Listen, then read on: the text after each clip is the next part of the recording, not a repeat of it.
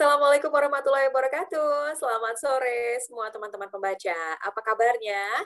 Mudah-mudahan di sore hari ini, di bulan puasa, di tengah pandemi, semua dalam keadaan baik dan sehat ya, dimanapun berada. Jangan lupa tetap terapkan protokol kesehatan, walaupun sedang berpuasa, takutnya nanti ngabuburit, bisa jalan-jalan kemana-mana tanpa menerapkan protokol kesehatan ya. Oke, senang sekali hari ini saya Natali Indri bisa menemani sore hari teman-teman pembaca semua. Kita sambil menunggu waktu berbuka puasa, jadi ceritanya sambil ngabuburit bareng. Jadi saya juga mengucapkan selamat datang di lewat jam 3. Acara ini merupakan sebuah acara diskusi buku dari penerbit Gramedia Pustaka Utama yang diadakan setiap hari Sabtu minggu keempat setiap bulannya.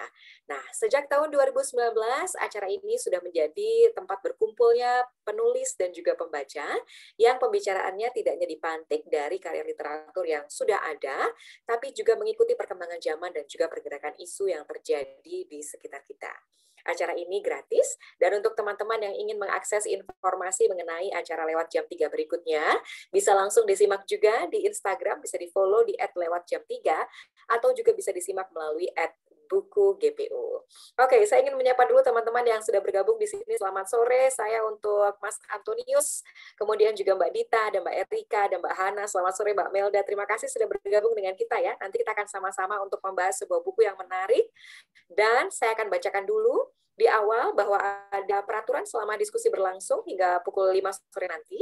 Jadi yang pertama, teman-teman, adalah bahwa peserta akan dibisukan dan mikrofon hanya dinyalakan ketika sesi tanya jawab berlangsung nanti ya. Kemudian yang kedua, peserta diharapkan untuk tidak mengirimkan pesan yang sama berkali-kali atau yang menyinggung sara di kolom chat. Tapi kalau mau sapa-sapaan, saling kenalan, boleh banget, silakan ya. Kemudian yang ketiga, jika peserta melanggar peraturan, maka nantinya host akan berhak untuk memasukkan peserta ke ruang tunggu untuk sementara.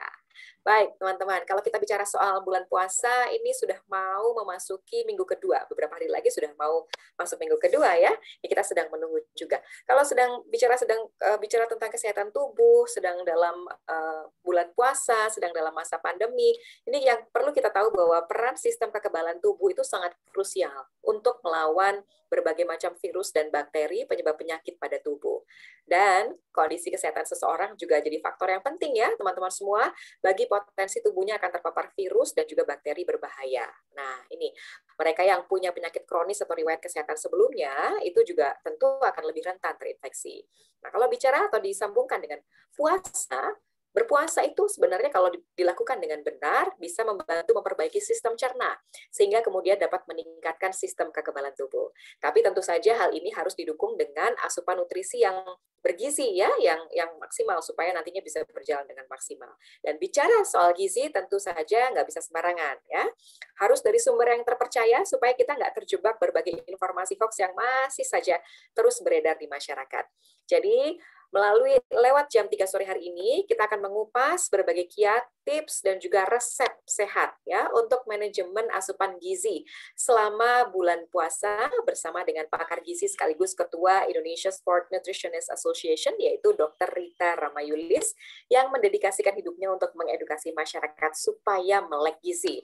Ini saya sudah bawa bukunya, jadi ini adalah buku terbaru, judulnya adalah Gaya Hidup Antivirus. Resep jus, kemudian smoothie, dan minuman rempah penguat kekebalan tubuh yang ditulis oleh beliau. Saya juga ingin menginformasikan kepada teman-teman bahwa buku ini sedang diberlakukan diskon. Kita sudah bagikan linknya juga di kolom chat. Sedang ada diskon 30% di Gramedia Official Shop, Shopee Mall, dan juga GPU Official Store di Shopee. Yang diskonnya akan berlaku sampai dengan tanggal 30 April 2021 saja. Lalu kemudian ada diskon juga 30% untuk e-booknya di Gramedia Digital yang hanya berlaku hari ini. Jadi teman-teman bisa memanfaatkan kesempatan ini untuk mendapatkan buku ini. Ini bukunya resepnya banyak sekali, saya sudah coba. Ada lebih dari 30 resep yang nanti akan kita bahas juga. Salah satu diantaranya adalah wedang jahe serai. Aduh, itu enak banget ya. Jadi bisa dicoba nanti untuk dibikin sendiri di rumah pada saat berbuka puasa. Baik, kita akan segera undang berkita. Jadi Dr. Rita Ramayulis ini adalah ibu dari 4 orang anak yang sudah mulai berkiprah sebagai nutrisionis semenjak tahun 94, teman-teman. Beliau tidak pernah berhenti berkarya dan selalu berbagi ilmunya kepada banyak orang, dan sampai saat ini sudah menghasilkan 36 buku gizi dan kesehatan. Wah, banyak sekali ya. Menulis banyak artikel gizi di surat kabar, berbagai media, teman-teman juga melihatnya lebih banyak juga di media televisi. Kemudian beliau juga aktif sebagai pengurus organisasi profesi gizi, yaitu pengurus Dewan Pimpinan Pusat Persatuan Ahli Gizi Indonesia, dan juga sebagai Ketua Indonesia Sport Nutritionist Association. Ini merupakan organisasi seminatan gizi olahraga kebugaran bentukan DPP Persagi. Nah, selain itu beliau juga aktif menjadi dosen gizi di beberapa perguruan tinggi di Jakarta, seperti UPN, UHAMKA, Universitas Tamrin, dan juga aktif sebagai dosen tamu di berbagai universitas di Indonesia. Nggak usah berlama-lama, kita akan langsung saja panggilkan beliau untuk bergabung dengan kita. Halo, selamat sore Mbak Rita, apa kabar? Ya, selamat sore Mbak Natali, selamat sore juga Bapak Ibu yang telah hadir. Senang sekali Ya. bisa berada pada kesempatan ini lewat jam 3. Yes, betul. Selamat loh, ini sudah diluncurkan bukunya. Ya, Ini buku terima kasih. ke-36 ya ampun Ya, Mbak Rita. betul. Produktif sekali memang ya. Nah, kita juga mengundang teman-teman ya, Mbak Rita yang ingin bergabung juga bersama dengan kita sore hari ini, ingin bertanya tentang sesuatu yang berkaitan dengan topik manajemen gizi di bulan puasa, silakan langsung tulis pertanyaannya di kolom chat atau klik tombol raise hand yang ingin ngobrol langsung dengan Mbak Rita. Baik Mbak Rita, kita akan mulai dengan pertanyaan basic. Saya lihat di sini adalah di judulnya Gaya Hidup Antivirus. Mungkin boleh dijelaskan terlebih dulu sama kita semua ya, apa ya yang dimaksud dengan gaya hidup antivirus itu yang seperti apa? Silakan. Ya, oke. Baik Mbak Natali, terima kasih sekali. Nah, jadi buku ini memang terbitnya Mbak Natali itu di tahun kemarin tuh. Pada saat jadi ketika pandemik, itu saya langsung tergerak hati itu kepengen segera menulis. Karena saya tahu bahwa virus itu kan memang gak ada obatnya. Jadi yang bisa kita lakukan adalah gaya hidup yang kita ubah. Jadi bukan virusnya yang kita ubah. Virusnya nggak bisa diusir-usir, nggak bisa diitin, tapi gaya hidup kita. Nah, saya mau jawab pertanyaan Mbak Natali, tapi dengan latar belakang seperti ini dulu Mbak Natali. Saya share screen sebentar ya. Silakan. Nah, ini ya. Sudah terlihat? Nah, kelihatan ya Mbak Natali ya? Sudah terlihat, siap. Oke. Ya, oke. Baik, Bapak Ibu yang hadir juga, Mbak Natali juga semuanya. Saya ingin kasih tahu dulu bahwa tubuh kita ini punya sistem imun ya. Jadi sistem imun tubuh kita itu dibangun sangat kompleks sekali. Ini kalau Bapak Ibu tahu sejarahnya kenapa kita punya ini, itu dimulai dari saat kita berada di janin gitu ya. Saat jadi janin maksud saya, pada saat itu tubuh ibu kita sudah memberikan support dukungan zat untuk membangun daya tahan kita. Lalu waktu kita lahir nih kan kita lahir ada cara vaginum, ada cara operasi. Kalau lewat vaginum kita dapat lagi tuh imunitas tubuh melalui mikrobiota. Lalu saat kita dapat ASI, kemudian makanan, itu semuanya komponen-komponen yang bangun imunitas sehingga munculnya seabrek-abrek gini nih.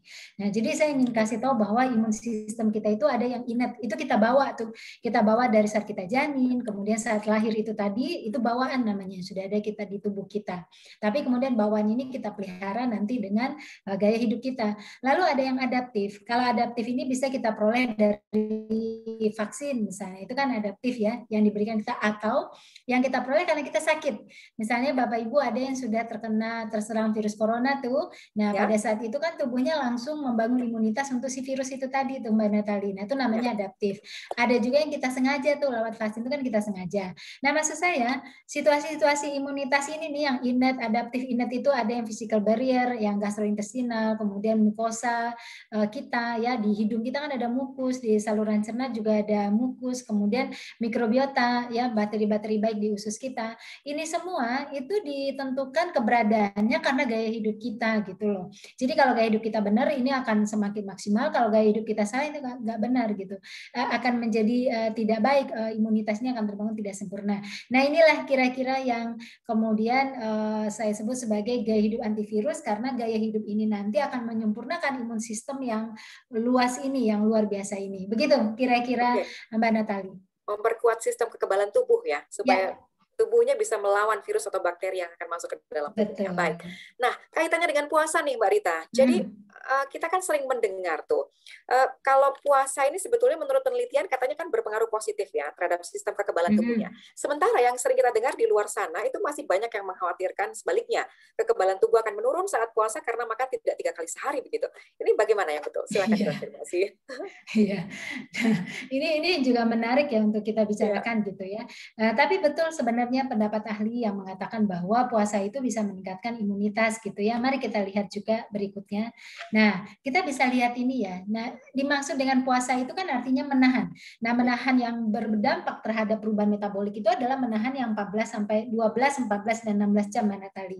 Jadi maksud saya puasa ini tidak hanya ketika bulan Ramadan, tapi puasa yang lain pun, apakah itu puasa Senin Kamis, puasa tertentu, atau yang itu Mbak Natali yang intermittent fasting. Kan ada juga teman-teman kita yang bukan muslim, kan dia berpuasa tapi dengan cara yang berbeda, tapi dia tetap menahan. Bedanya kalau intermittent fasting itu kan dia menahannya dari jam 10 malam sampai jam 2 siang gitu kan. Itu juga range-nya sekitar 12, 14 dan 16 jam. Kalau kita kan dari jam 4 pagi sampai kemudian jam 6 sore gitu ya, itu juga sekitar itu. Nah, ini yang terjadi Mbak Natali. Jadi pada saat kita nggak makan tuh sampai di jam 12 jam lamanya, itu tubuh kita, terutama di plasma, itu akan terjadi peningkatan reaksi untuk memecah simpanan gula kita. Jadi kita punya simpanan gula di dalam bentuk glikogen. Nah, itu oleh hormon glukagon dipecah.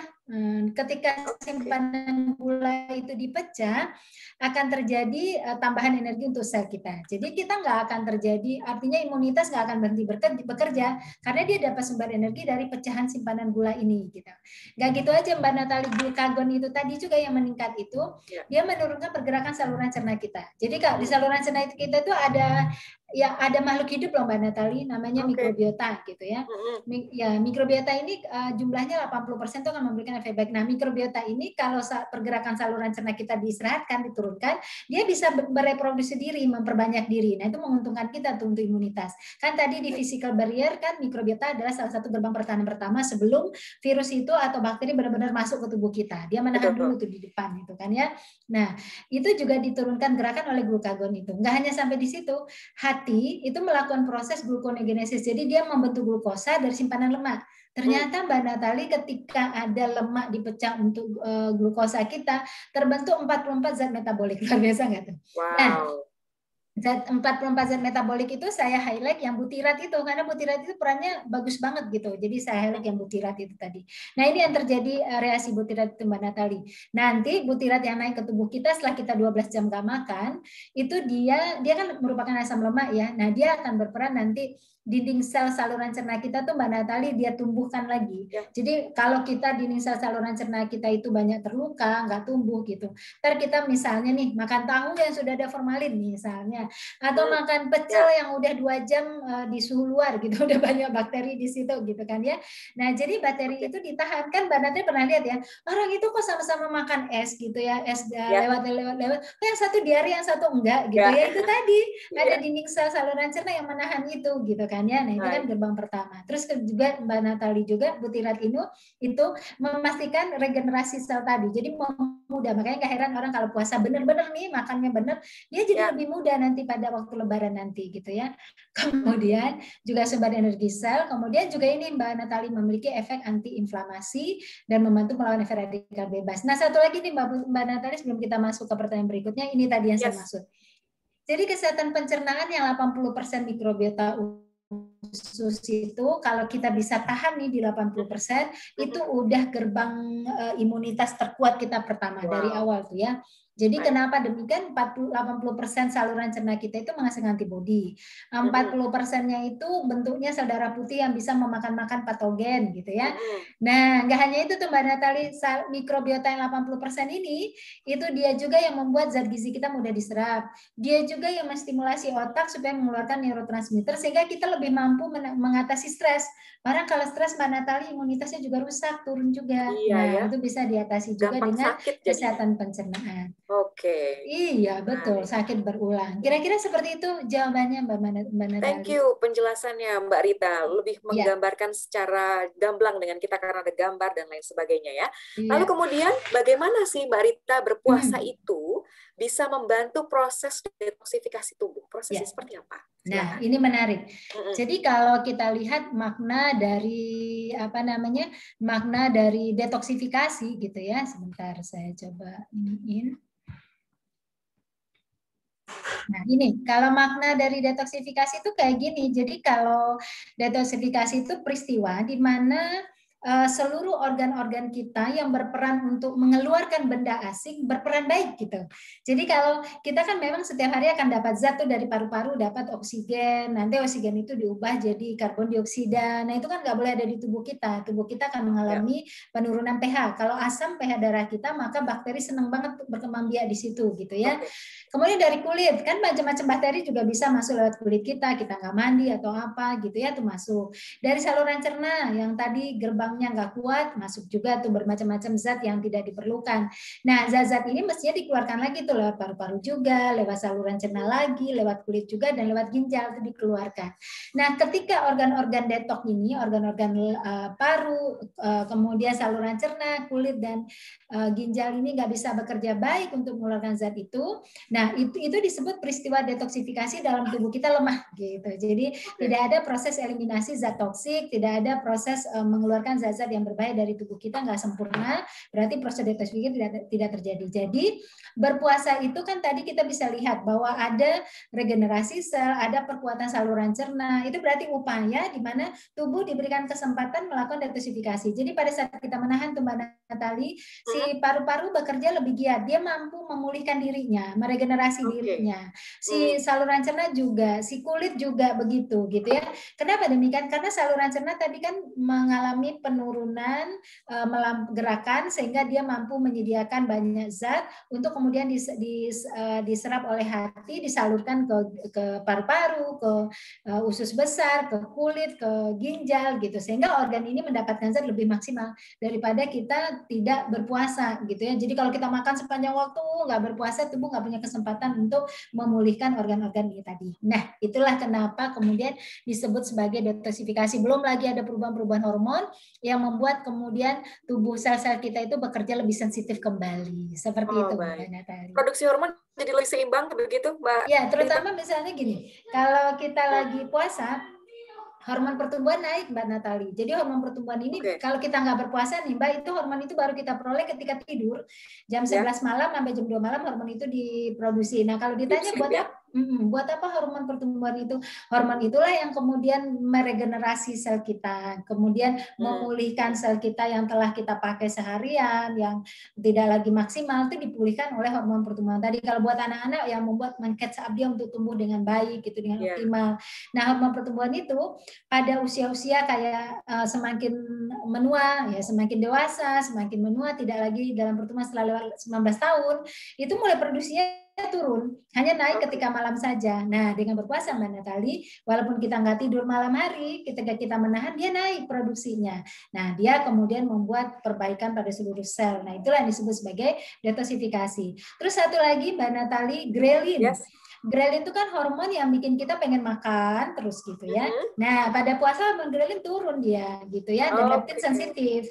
Ya, leptin itu yang apa namanya? Yang kalau dia sensitif dia memberikan sinyal kenyang, kalau grelin itu sinyal lapar gitu. Nah, grelin itu menurun produksinya ketika puasa sehingga keinginan makan kita juga berkurang gitu. Kecuali jadi sesungguhnya secara alami tubuh kita itu menginginkan makan lebih rendah, tapi kenapa orang berbuka makannya banyak? Itu lebih ke tidak penguasaan diri, itu lebih ke emosi, bukan ke di dalam gitu, kalah dari emosinya gitu. Nah, terus Mbak Natali yang menarik nih ya, banyak jurnal mengatakan kalau kita pada waktu tertentu itu bisa mendefisitkan kalori, walaupun berat badan kita ideal, kita nggak kepengen langsing, tapi mampu mendefisitkan kalori beberapa itu ya, itu akan membuat inflamasi kita, peradangan kita mengalami perbaikan. Kan tubuh kita itu kadang-kadang ada peradangan, kita stres peradangan, kita capek peradangan gitu. Nah, itu bisa diperbaiki ketika kita defisit kalori. Begitu Mbak Natali. Nah, kalau melihat tadi banyaknya manfaat berpuasa setelah puasa Ramadan 30 hari, berarti secara medis nih, kalau kita bicara medis, Mbak Rita, disarankan untuk puasa, misalnya kalau Senin Kamis itu berarti baik juga ya dilakukan gitu mungkin. Setiap seminggu dilakukan berapa kali puasa, berarti disarankah secara medis memang begitu? Iya, betul. Nah, jadi kalau puasa itu disarankan untuk per periode waktu. Itu sebenarnya tujuan untuk meregenerasi sel kita. Jadi nggak usah menunggu setahun penuh. Kalau umat Muslim kan memang dalam setahun dia akan ada dapat 1 bulan gitu. Nah, ini menarik juga Mbak Natali. ada penelitian yang menguji pada 10 hari puasa berturut-turut, 34 hari berturut-turut, dan 58 hari berturut-turut. Tiga-tiganya bagus hasilnya Mbak Natali. Ternyata yang paling bagus itu di hasil 34. Makanya cocok juga dengan puasa Ramadan kita 30 hari ini gitu ya. Nah, kalau teman-teman yang tidak ada kewajiban berpuasa atau sunnah puasa gitu, makanya kita dari dari kesehatan itu menyarankan yang intermittent fasting itu. Jadi berpuasa di antara waktu gitu, itu membuat tubuh punya kesempatan meregenerasi. Jadi betul, itu disarankan untuk perbaikan sel-sel kita, Mbak Natali. Baik, wah ternyata banyak juga ya manfaat berpuasa dari yang kita nggak tahu sebelumnya. Sekarang kita udah makin jelas gitu ya. Baik, kita juga mengundang teman-teman yang ingin bertanya kepada Mbak Rita, boleh klik tombol raise hand atau boleh ditanyakan mungkin hal-hal yang berkaitan dengan kebiasaan sehari-hari ya selama berpuasa. Silahkan langsung tuliskan di kolom chat ya. Nah, Mbak Rita, tadi kita bicara soal kekebalan tubuh nih. Untuk meningkatkan kekebalan tubuh ini, kalau bicara spesifik soal kekebalan tubuhnya, apa? Ada nggak sih gejala atau tanda yang menunjukkan bahwa sistem kekebalan tubuh kita ini sudah baik, atau mungkin sebaliknya gitu? Ya, tentu saja ada Mbak Natali. Jadi gini, sistem kekebalan tubuh kita itu dikatakan tidak baik ketika kita mengalami beberapa hal berikut ini Mbak Natali. Pertama itu ya, orang yang suka sakit berulang gitu.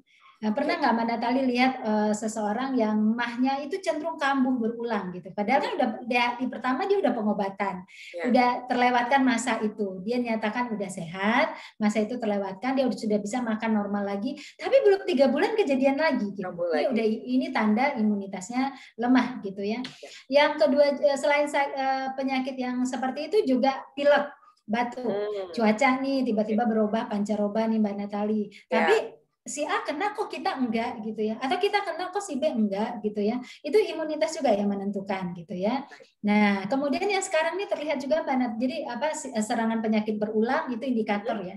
Nah kemudian hari ini kita bisa lihat ya, kita sama-sama terpapar nih virus corona karena kita nggak bisa, ya udah protokol kesehatan tapi gimana kita tetap aja di keramaian dengan situasi tertentu misalnya, lalu kemudian kita jadi kena sama-sama nih virus corona. Tapi bisa kita lihat ya Mbak Natalia, kok ada orang kena virus corona sampai kemudian nafasnya gagal, kemudian buruk sekali dampaknya, tapi ada orang 14 hari happy-happy aja, padahal dia positif gitu ya. Nah ini juga menggambarkan imunitas juga. Berarti yang happy-happy tadi, tubuhnya bisa menangkal sehingga sampai 4 hari ke-8 sampai ke 14 hari imunoglobulin udah kenal tuh sosok si virus itu. Nah, akhirnya virus itu digempur kan. Tapi sebelum itu kan ada waktu pertarungan dulu. Nah, orang yang imunitasnya baik melewati itu, yang imunitasnya tidak baik ya akhirnya pertarungan itu dia kalah dengan cara terjadilah kegawatan penyakit yang kemudian walaupun akhirnya sembuh tapi setidaknya dia mengalami keadaan-keadaan yang seperti tadi. Terus Mbak Natali juga dari gejala-gejala klinis Mbak Natali kan kita suka ya misalnya perasaan lelah aja, bawaan nggak nyaman gitu ya. Itu juga tanda-tanda imunitas yang nggak terlalu baik gitu ya.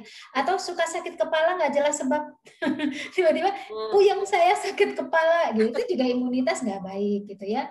Nah terus ada juga yang merasakan habis makan sebah lah, pencernaan yang nggak nyaman lah, ini itu semuanya adalah bentuk-bentuk dari. Tapi orang-orang yang imunitas baiknya itu apa? Itu tadi coba tanya terakhir kali sakit kapan. Kalau yang terakhir kali sakit itu saya lupa deh kapan terakhir kali sakit. Itu bagus tuh. Tapi kalau dia bilang minggu kemarin saya sakit kepala loh, 2 minggu yang lalu saya ini loh. Itu imunitas. Ya gitu itu adalah tanda-tanda tanda-tanda imunitas tubuhnya mulai melemah ya. Bisa diperbaiki juga dengan nutrisi. Nanti akan kita lanjutkan. Tapi berikutnya saya akan menyapa dulu Mbak Nurul Karimah yang sudah bergabung. Mbak Rita, bagaimana hubungan puasa dengan perbaikan GERD? Nah, ini menarik. Boleh dijelaskan dulu GERD-nya barangkali ya untuk kita. Silakan. Jadi GERD itu gastroesophageal reflux acid. Jadi gini, kan lambung kita kalau ada makanan atau kita stres, kan lambung kita mengeluarkan asam lambung tuh Mbak Natali. Asam lambung itu nggak boleh kemana-mana Mbak Natali. Soalnya dia cuma bersahabat sama dinding lambung kita. Jadi kalau asam lambung itu sampai berpindah ke tempat lain, dia akan melukai tempat itu gitu. Sedangkan di lambung sendiri kalau dia banyak, dia juga akan melukai dinding lambung kita gitu kan ya. Nah, jadi itu tadi tuh asam lambung tadi. Nah, pada orang tertentu tuh Mbak Natali, klep yang membatasi lambung dengan esofagus dia dengan tenggorokan ini dari lambung itu kan ada klep Mbak Natali. Habis setiap kita menelan, makanan masuk lambung dia nutup. Nah, jadi kemudian di lambung diproses dengan asam lambung diproduksi, dia nggak akan balik ke atas lagi karena udah nutup. Nah, orang tertentu klepnya ini jadi lemah gitu. Ada yang bawaan. Kalau bawaan itu biasanya terjadi pada anak-anak, misalnya kayak bayi, kan ada juga yang bayi GERD. Ada bayi GERD ada karena setiap makan reflux keluar gitu kan ya. Itu emang dia karena lemah. Nah, kalau kita ini bukan karena itu lemah, tapi itu karena dia memang strukturnya belum kuat. Kalau kita strukturnya udah kuat, tapi kita rusak dengan gaya hidup kita. Gini loh Mbak Natali, gaya hidupnya tuh misalnya gini. Hobinya tuh makanan densitas tinggi. Jadi makanannya nggak banyak tapi lemaknya tuh dominan gitu ya. Nah, itu akan memancing klep lemah itu ya. Karena bebannya berat itu kalau menyalurkan yang berlemak seperti itu tadi. Yang kedua nih Mbak Natali, makan tuh suka kalap Mbak. Jadi porsinya langsung besar. Iya. Atau ini yang langsung makan nasi, langsung makan apa gitu ya. Iya, ada yang suka gini ngelewatin waktu makan pagi supaya langsing terus siang nggak ketulungan laparnya terus makan besar. Itu juga klepnya akan lemah tuh kalau sering-sering dilakukan. Terus yang bikin lemah lagi tuh Mbak Natali kalau hobinya gini, kita memang habis makan terutama kalau jenisnya karbohidrat, terlalu dominan karbohidrat, kita memang fly. Karena karbohidrat itu memancing nanti oksigen itu lari ke lambung kita. Jadi di otak ini jadi kurang oksigen. Jadi kita kayak fly. Nah, banyak orang fly itu diartikan mengantuk sesungguhnya. Jadi habis makan dia tidur gitu kalau kan habis ya. Makan tuh kayak paling benar sudah langsung leyeh-leyeh gitu ya Mbak Rita. Iya, betul. Nah, kalau itu terjadi habis makan terus langsung berbaring gitu ya, klepnya juga lemah gitu. Nah, itu gaya hidup. Nah, dipicu juga Mbak Natali dengan makanan-makanan yang terlalu merangsang. Jadi misalnya gini, klepnya sih nggak lemah-lemah banget, tapi karena makanannya itu misalnya terlalu pedas, terlalu asin, terlalu asam, sehingga asam lambung itu banyak produksinya. Kalau banyak kan dia juga melimpah gitu ya. Jadi nggak hanya klep. Nah, itu yang menyebabkan. Nah, sekarang kita kaitkan dengan puasa di mana tadi. Ketika puasa kan himbauannya udah jelas ya. Makannya itu ketika berbuka 1, makan malam 1, mau tidur 1, sahur 1, mau imsak 1. Ada 5 tuh. Jamnya aja udah enak dilihat gitu ya. Wow, puasa kita dijadikan disiplin nih. Berarti juga kapan organ bekerja dia udah ngerti tuh, saya akan bekerja di jam 6 sore, saya akan bekerja nanti di jam sekian gitu kan, dia udah ngerti kan. Ini udah tanda-tanda GERD kita akan sembuh nih kalau cara kayak gini. Nah, karena porsinya juga akan kecil nih karena ada 5 kali waktu makan. Nah, kemudian waktu kita pemilihan jenis, nah ini nih pemilihan jenis kalau ada himbauannya ya. Ketika berbuka itu konsumsilah yang ada karbohidratnya tapi bermikronutrien dan suhu dengan standar. Nah, pada saat itu kembali ke glukosa darah. Kalau dilanggar, berbuka langsung aneka gorengan, langsung cola. Nah, itu GERD nggak akan sembuh itu ya, kejadian lagi tuh. Nah, terus nanti habis makan malam, kita tahu akan ada makan lagi nanti. Jadi jangan kalap juga makan malamnya. Nanti kalau makan malam GERD kita juga akan jadi muncul lagi kalau udah pernah. Kalau udah pernah dia akan berulang lagi gitu. Atau habis makan malam sebelum tarawih berbaring dulu. Nah, itu dia juga kena. Atau habis sahur kita tidur boleh Mbak Natali, saya juga habis sahur selalu tidur karena saya pikir setelah saya jam 7 pagi sampai jam 6 sore tuh nggak ada berhenti pekerjaan. Jadi kapan saya tidurnya, sementara malam kita ibadah kan kalau puasa, tarawih dan sholat tahajud gitu kan ya. Jadi saya tidur, tapi dengan catatan makanan saya itu hanya mengisi 1/4 lambung saya. Jadi nggak mengisi sampai total habis 100. Maka saya tidur pun bangun tidur saya happy. Ada orang bangun tidur kayaknya puyeng gitu bangun gitu tidur. Ya? Iya, terus bangun tidur kayak berkecamuk hati, perasaan, kepala, ya karena banyak makanan yang tadi nggak sempat dicerna sempurna, akhirnya zat-zat yang nggak benar malah masuk ke darah kita gitu kan ya, akibat tadi makan sahurnya nggak tepat. Nah jadi GERD sangat bisa sembuh Ibu dengan pola-pola yang tadi, karena dengan jam makan yang teratur, dengan pembagian 5 kali aja itu sudah tanda pertama GERD akan terkelola dengan baik begitu. Oke, wah puasa juga mengingatkan akan jam makan ya. Jam makan ini juga penting sekali di samping pemilihan nutrisi yang tepat untuk tubuh kita. Oke, nanti kita akan lanjut, tapi sudah mulai banyak pertanyaan nih Mbak Rita, kita boleh langsung bacakan ya. Iya. Ada Mbak Fauzia Safitri, selamat sore, ingin bertanya, apakah orang yang positif COVID itu bisa tetap puasa, Mbak Rita? Ya, nah kalau positif COVID itu kan ada tingkatannya ya Ibu ya. Jadi kalau positif COVID itu ada misalnya gini, positif COVID tapi manifestasi klinisnya berat, misalnya tekanan darahnya naik, kemudian kadar glukosa darahnya nggak stabil. Nah kalau kayak gini tuh kita nggak anjurkan puasa gitu. Ada juga tuh gejala untuk ke degeneratifnya, ke inflamasinya tuh nggak terlihat tinggi, tapi dia mengalami hidup antara 2 alam. Saya lupa istilahnya. Jadi ada gejala Mbak Jadi orang COVID itu ngerasa dia di mana gitu. Jadi terombang-ambing gitu. Ya, terombang-ambing. Nah, itu ada gangguan ke arah mental gitu. Nah, kalau kayak gini juga kita nggak sarankan karena dia harus disadarkan dengan makanan gitu ya, posisi kayak gitu. Nanti dia malah jadi terpuruk, pengen bunuh diri atau apa tuh bisa juga. Tapi ada orang yang tidak merasakan apa-apa. Dia positif tapi nggak merasakan apa-apa gitu. Pilek aja enggak, rasa juga masih ada. Nah, kalau kayak gini puasa aja, nggak ada masalah. Berarti imunitasnya bahkan imunitasnya makin kuat dengan catatan dia nggak boleh dehidrasi itu aja. Makanya dia saat orang COVID ini kalau saat berbuka sama seterusnya itu harus ada cairan berprotein yang dia konsumsi. Cairan berprotein itu bisa yogurt, bisa susu, bisa juga minuman-minuman yang memang difortifikasi zat mikronutrien dan protein ke dalamnya. Ini harus dia konsumsi minimal 2 kali menjelang tidur dengan menjelang imsak, itu wajib. Karena ini yang akan menguatkan terus imunitas dia dan merehidrasi tubuhnya. Jadi sangat personal ya Ibu ya untuk yang sudah positif COVID ini tadi. Terlihat nanti manifestasi klinis yang dialami pada orang ini. Demikian. Nggak bisa dipukul rata ya, tergantung kesehatan masing-masing. Ya. Nah tadi Mbak Rita menyenggol soal minuman-minuman berprotein. Minuman berprotein itu ada nggak ya yang dibahas di dalam buku ini contoh-contohnya Mbak Rita? Ya ada, malah satu. Jadi gini Mbak Natali, saya cerita ya, saya itu senang banget ini. Memang saya punya resep wedang, nggak kelihatan. Ini wedang susu jahe. Oke. Ya, wedang susu jahe. Sebenarnya kan ini sering kita lihat di pedagang-pedagang kita ya. Iya kan? Betul. Tapi saya itu suka terkecoh pada suatu saat saya itu badannya udah mulai meriang. Jadi saya ngerasain saya itu kayak ada tanda-tanda sedang tubuh saya melawan virus gitu, melawan bakteri gitu. Karena saya merasa gamang gitu ya. Maka saya harus cari obat ya, makanan zat yang bisa membuat dia meningkatkan melawan inflamasi. Jadi ada zat antioksidan yang akan melawan inflamasi. Karena kalau kita ada tanda-tanda meriang begitu, kita berarti tubuh kita ada inflamasi gitu kan ya, ada peradangan. Nah, jadi saya pikir wah, wedang susu jahe tepat nih. Satu, susu itu minuman berprotein, jahe itu kemudian adalah rempah yang kemudian kaya akan zat antiinflamasi. Dan sirkulasi darah kita juga akan lancar dengan jahe karena zat pada jahe itu akan meningkatkan sirkulasi darah. Nah, saya beli itu Mbak Natali ceritanya. Saya kaget waktu di taman. Itu apa? Ini susu. Loh, itu bukan susu, itu creamer kental manis. Nah, ini ya. Jadi kalau creamer kental manis efeknya berbeda. Dia justru proinflamasi karena gula Mbak Natali. Kalau gula proinflamasi ya. Bahkan mikrobiota kita bisa tertekan hidupnya kalau gula masuk karena gula itu disukai mikroba patogen. Jadi kalau mikroba patogen happy dengan gula, maka si mikrobiota kita yang 80% justru dia tekan. Bahaya kalau itu kita kurang, karena itu gerbang pertama gitu kan ya. Nah, akhirnya saya pikir saya harus bikin sendiri nih. Saya beli jahenya aja, gulanya nggak usah saya nggak pesan gula, saya kasih nanti gula sedikit di rumah. Terus saya ambil susu yang telah difortifikasi yang banyak mikronutriennya, saya aduk sama air jahe tadi. Nah, saya bawa tidur, paginya saya tenang, sembriwing, enak gitu ya. Jadi segar. Nah, itulah minuman berprotein yang dimaksud susu. Makanya di sini juga saya munculkan susu sebagai minuman berprotein masuk dalam olahan-olahan jus olahan-olahan di sini.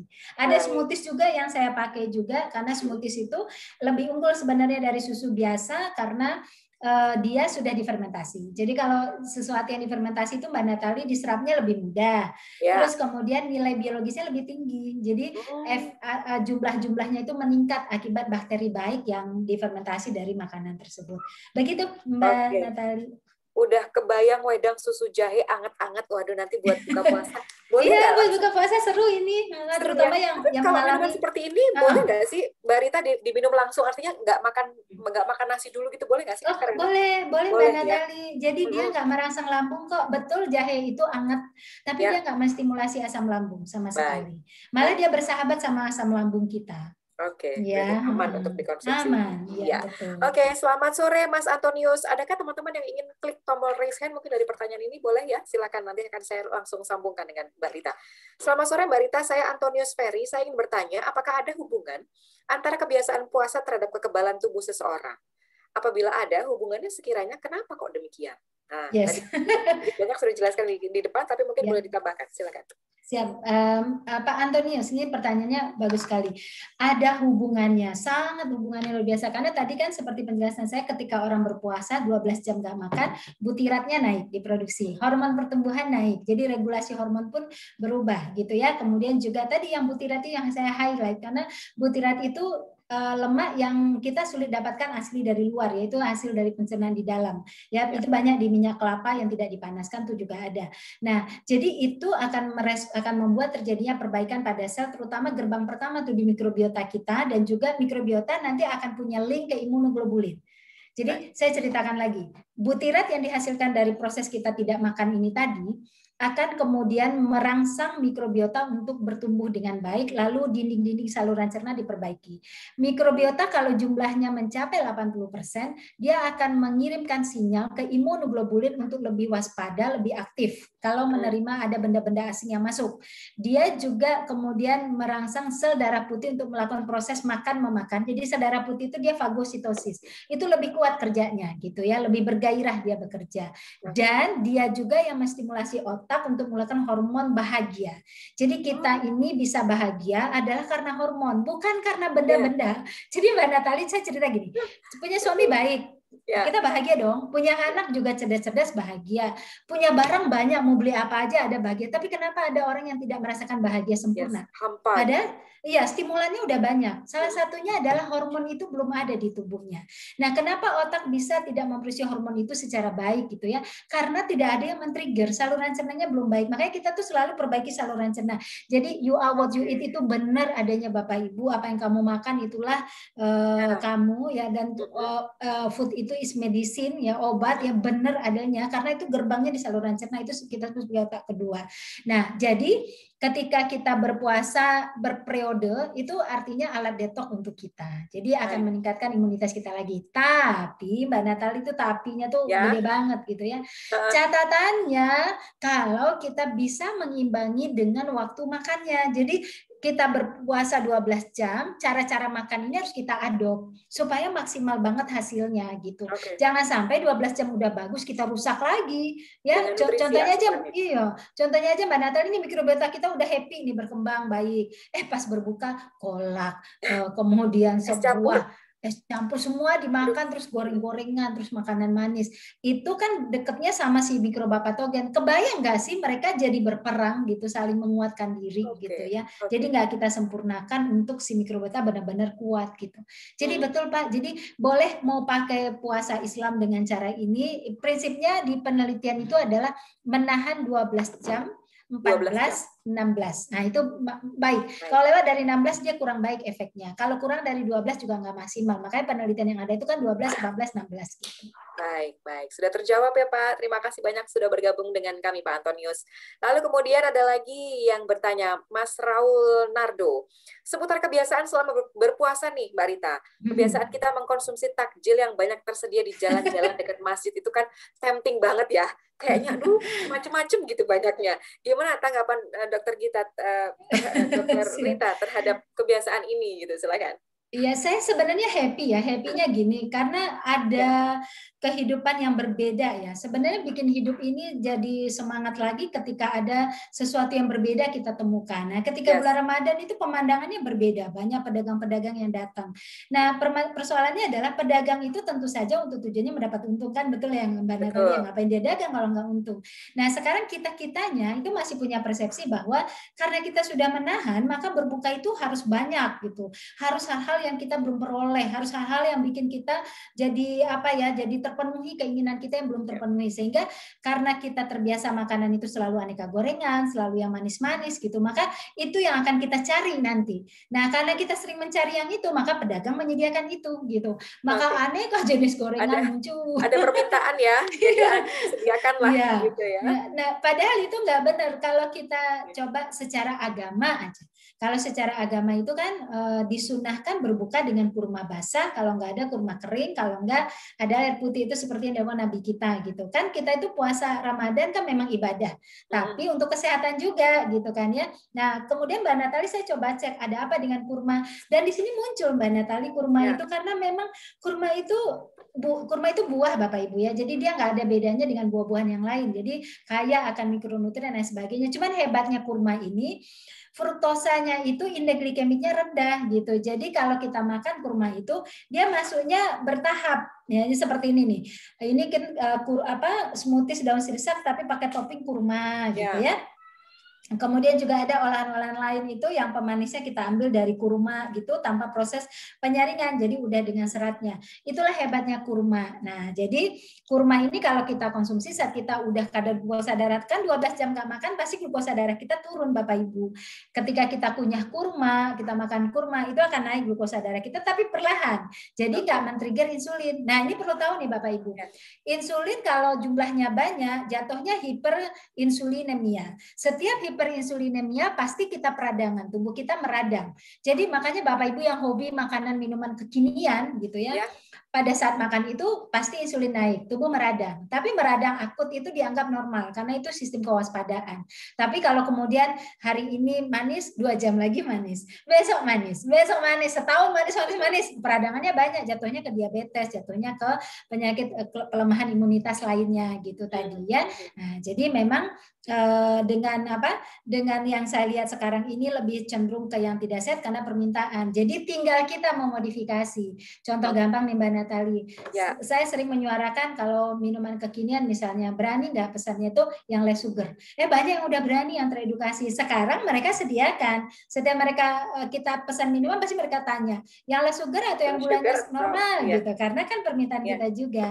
Jadi itu pandangan saya terhadap yang ada. Jadi bukan berarti semua yang tersaji itu harus kita pilih karena mereka hadir karena permintaan pada umumnya, dan permintaan pada umumnya ternyata belum tentu benar sesuai kaidah gizi gitu. Jadi harus cerdas memilih yang mana yang sesuai untuk kita.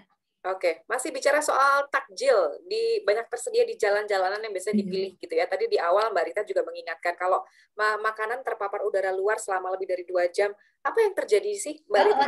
Siap. Nah, itu boleh dibahas tuh Mbak Rita, silakan. Betul.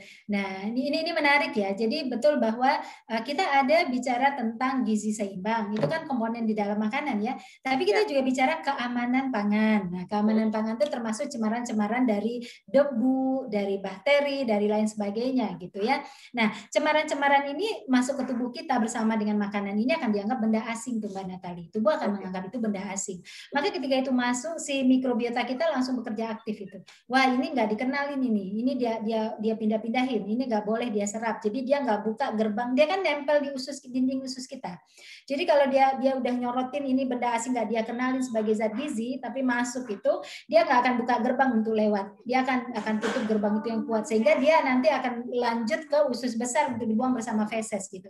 Tapi kebayang nggak sih? Ketika itu makanan tidak sudah tercemar dengan benda-benda asing tadi, entah debu, entah bakteri atau apa, lalu di dinding usus kita tidak dilapisi oleh mikrobiota, berarti masuk kan ke darah kita. Ketika masuk di darah ada yang bekerja lagi Mbak Natali, sel darah putih kita juga waspada kan, wah ini kok benda asing nih, sel darah putih kita langsung melakukan fagositosis.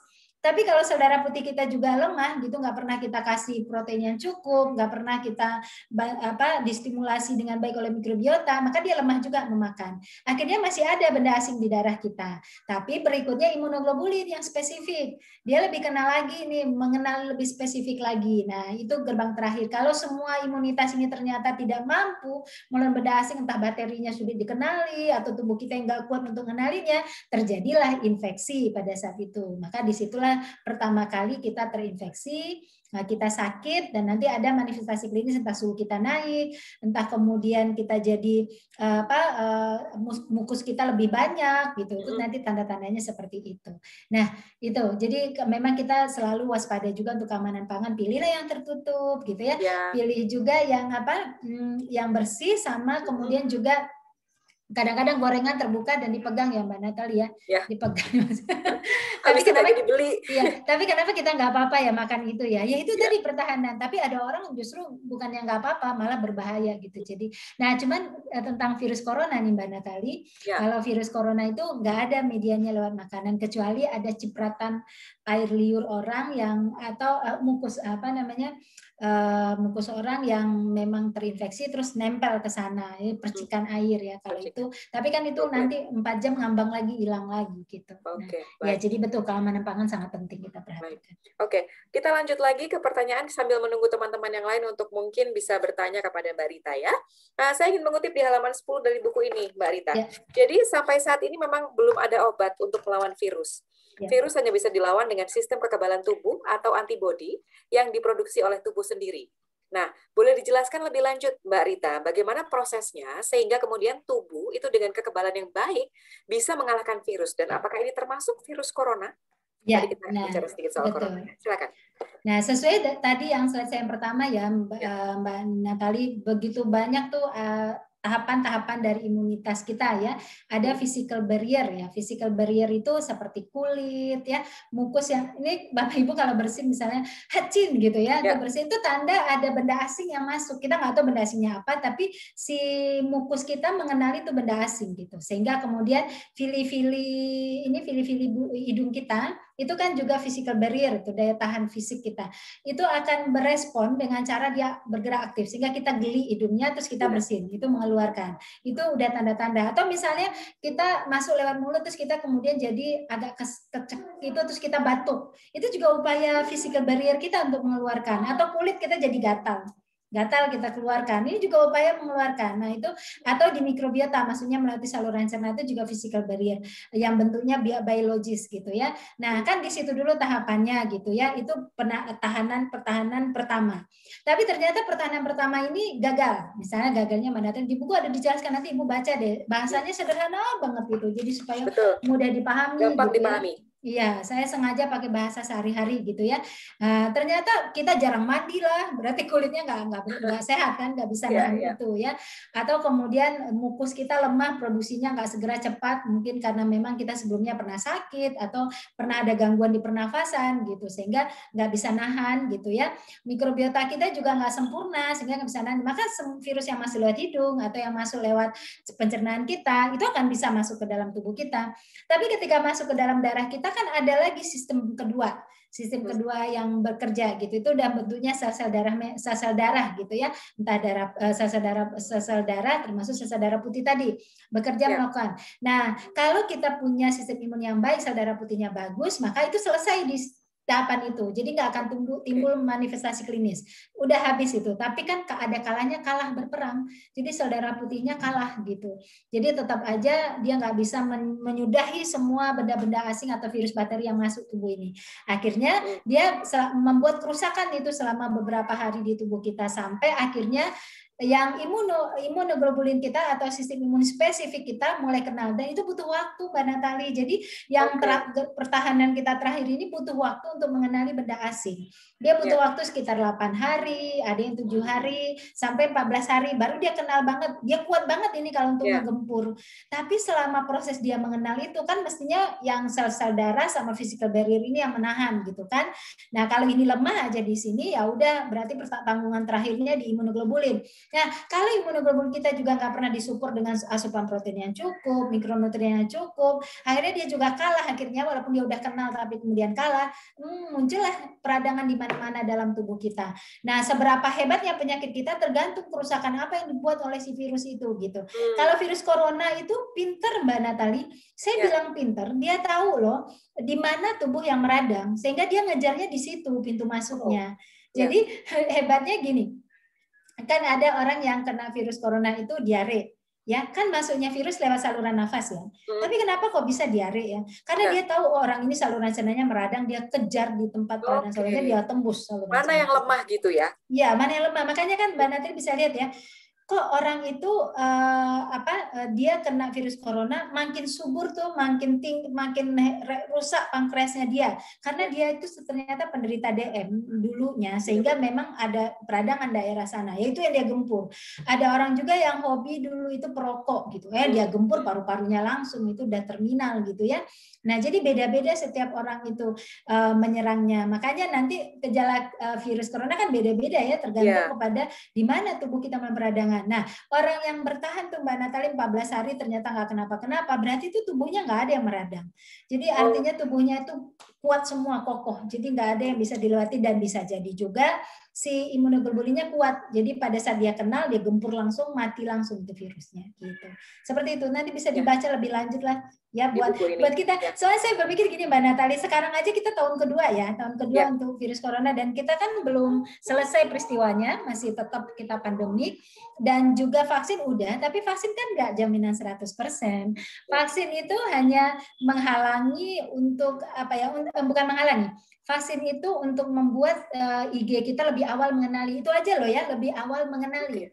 Jadi tetap aja physical barrier kita harus dibangun, saluran cerna kita harus dibangun supaya tidak masuk dia. Kalau dia masuk, kita udah divaksin, dia lebih mengenal lebih awal. Jadi nggak butuh waktu berlama-lama untuk dia buat kerusakan di tubuh kita. Tapi kan kalau misalnya virusnya bermutasi, nah loh kan jadi pertanyaan juga. Sehingga memang gaya hidup antivirus itu harus kita biasakan sekarang ini. Setuju. Jadi kembali ke sistem kekebalan tubuh masing-masing. Nah, Mbak Rita, menariknya untuk yang teman-teman atau kita semua yang sudah punya penyakit kronis sebelumnya gitu ya, tadi kan lebih rentan terpapar virusnya gitu. Bisakah ini diperbaiki begitu dengan asupan nutrisi yang tepat atau dengan gaya hidup yang sehat? Iya, betul. Sangat bisa, Mbak Natali, sangat bisa. Makanya buku ini saya tulis ya karena itu saya ingin memberitahu bahwa ayo kita bisa lakukan sesuatu kok gitu ya. Ini lagi pandemi. Makanya kan terbitnya pas di bulan Maret kita kena itu saya langsung nulis 2 minggu terus langsung saya minta Mbak Intan, ayo Mama diterbitin segera gitu. Supaya maksudnya teman-teman punya pilihan untuk mempelajari tentang gaya hidup sehat itu. Jadi sangat bisa. Nah, menyangkut gaya hidup nih Mbak Natali. Gaya hidup itu kan ada kombinasi pola makan itu gaya hidup. Betul. Pola bergerak itu gaya hidup. Pola tidur itu gaya hidup. Manajemen stres itu gaya hidup gitu ya. Kemudian pola terpapar sinar matahari itu gaya hidup juga Mbak Natali. Jadi semua perilaku yang terkait dengan imunitas kita itu saya sebut adalah gaya hidup. Nah di buku ini komprehensif semua dijelaskan bahwa pola makan yang seperti ini itu bisa membuat misalnya salah satu contoh. Saya ada cerita di situ tentang bagaimana makanan fermentasi kita unggulkan atau rempah kita utamakan karena dia kalau fermentasi dia bisa memperbanyak mikrobiota. Kalau rempah itu bisa anti radang, anti inflamasi kan gitu ya. Lalu di situ saya sarankan juga ada berjemur, kemudian juga exercise, kemudian manajemen tidur, kemudian manajemen stres gitu ya. Semua orang stres lah ya Mbak Natali, namanya juga hidup terbatas aktivitas. Iya, hidup itu pasti ada deadline, ada sesuatu yang harus ditakar untuk kita, sementara kita belum setuju dengan itu kan berarti ada perbedaan yang terjadi itu menimbulkan stres kan gitu ya. Jadi kita pasti akan selalu stres. Tapi kalau kita mampu manajemen itu nggak akan merusak imunitas kita. Itulah yang saya maksud dengan gaya hidup sehat. Jadi ada step-step yang harus kita lakukan untuk benar-benar bisa mempunyai imunitas yang baik. Begitu. Oke. Selamat sore saya juga untuk teman-teman yang baru saja bergabung, lalu kemudian selamat sore untuk Mbak Erika Indriani ini, ingin menyapa Mbak Rita juga. Ingin bertanya nih Dok, kenapa ya saat puasa itu kok sering mengalami konstipasi gitu? Tapi perut itu nggak berasa penuh sih, tapi hanya konstipasi. Nah ini apa yang terjadi Mbak Rita? Silakan. Yes, saya paham. Pasti ada beberapa orang akan mengalami itu gitu ya. Nah, sebenarnya konstipasi itu nama lain dari sulitnya mengeluarkan feses. Itu konstipasi. Nah, dikatakan konstipasi kalau telah membawa masalah. Jadi ada orang juga yang BAB-nya dalam 2 hari, sekali dalam 2 hari gitu. Maksudnya nggak setiap hari. Tapi dia tidak masalah. Dia tidak merasa kesulitan untuk mengeluarkan. Dia juga tidak merasa aman, nyaman-nyaman aja. Tidak ada sesuatu yang tidak nyaman gitu. Itu nggak konstipasi. Tapi konstipasi itu ketika kita ingin tapi tidak bisa mengeluarkannya gitu ya. Kemudian atau rasa tidak nyaman di perut kita gitu. Itu tanda-tanda konstipasi. Nah, sekarang gini. Siapa sih yang membuat feses yang merupakan sisa zat yang tidak dipakai oleh tubuh itu untuk bisa keluar? Jawabannya adalah kalau volumenya gede.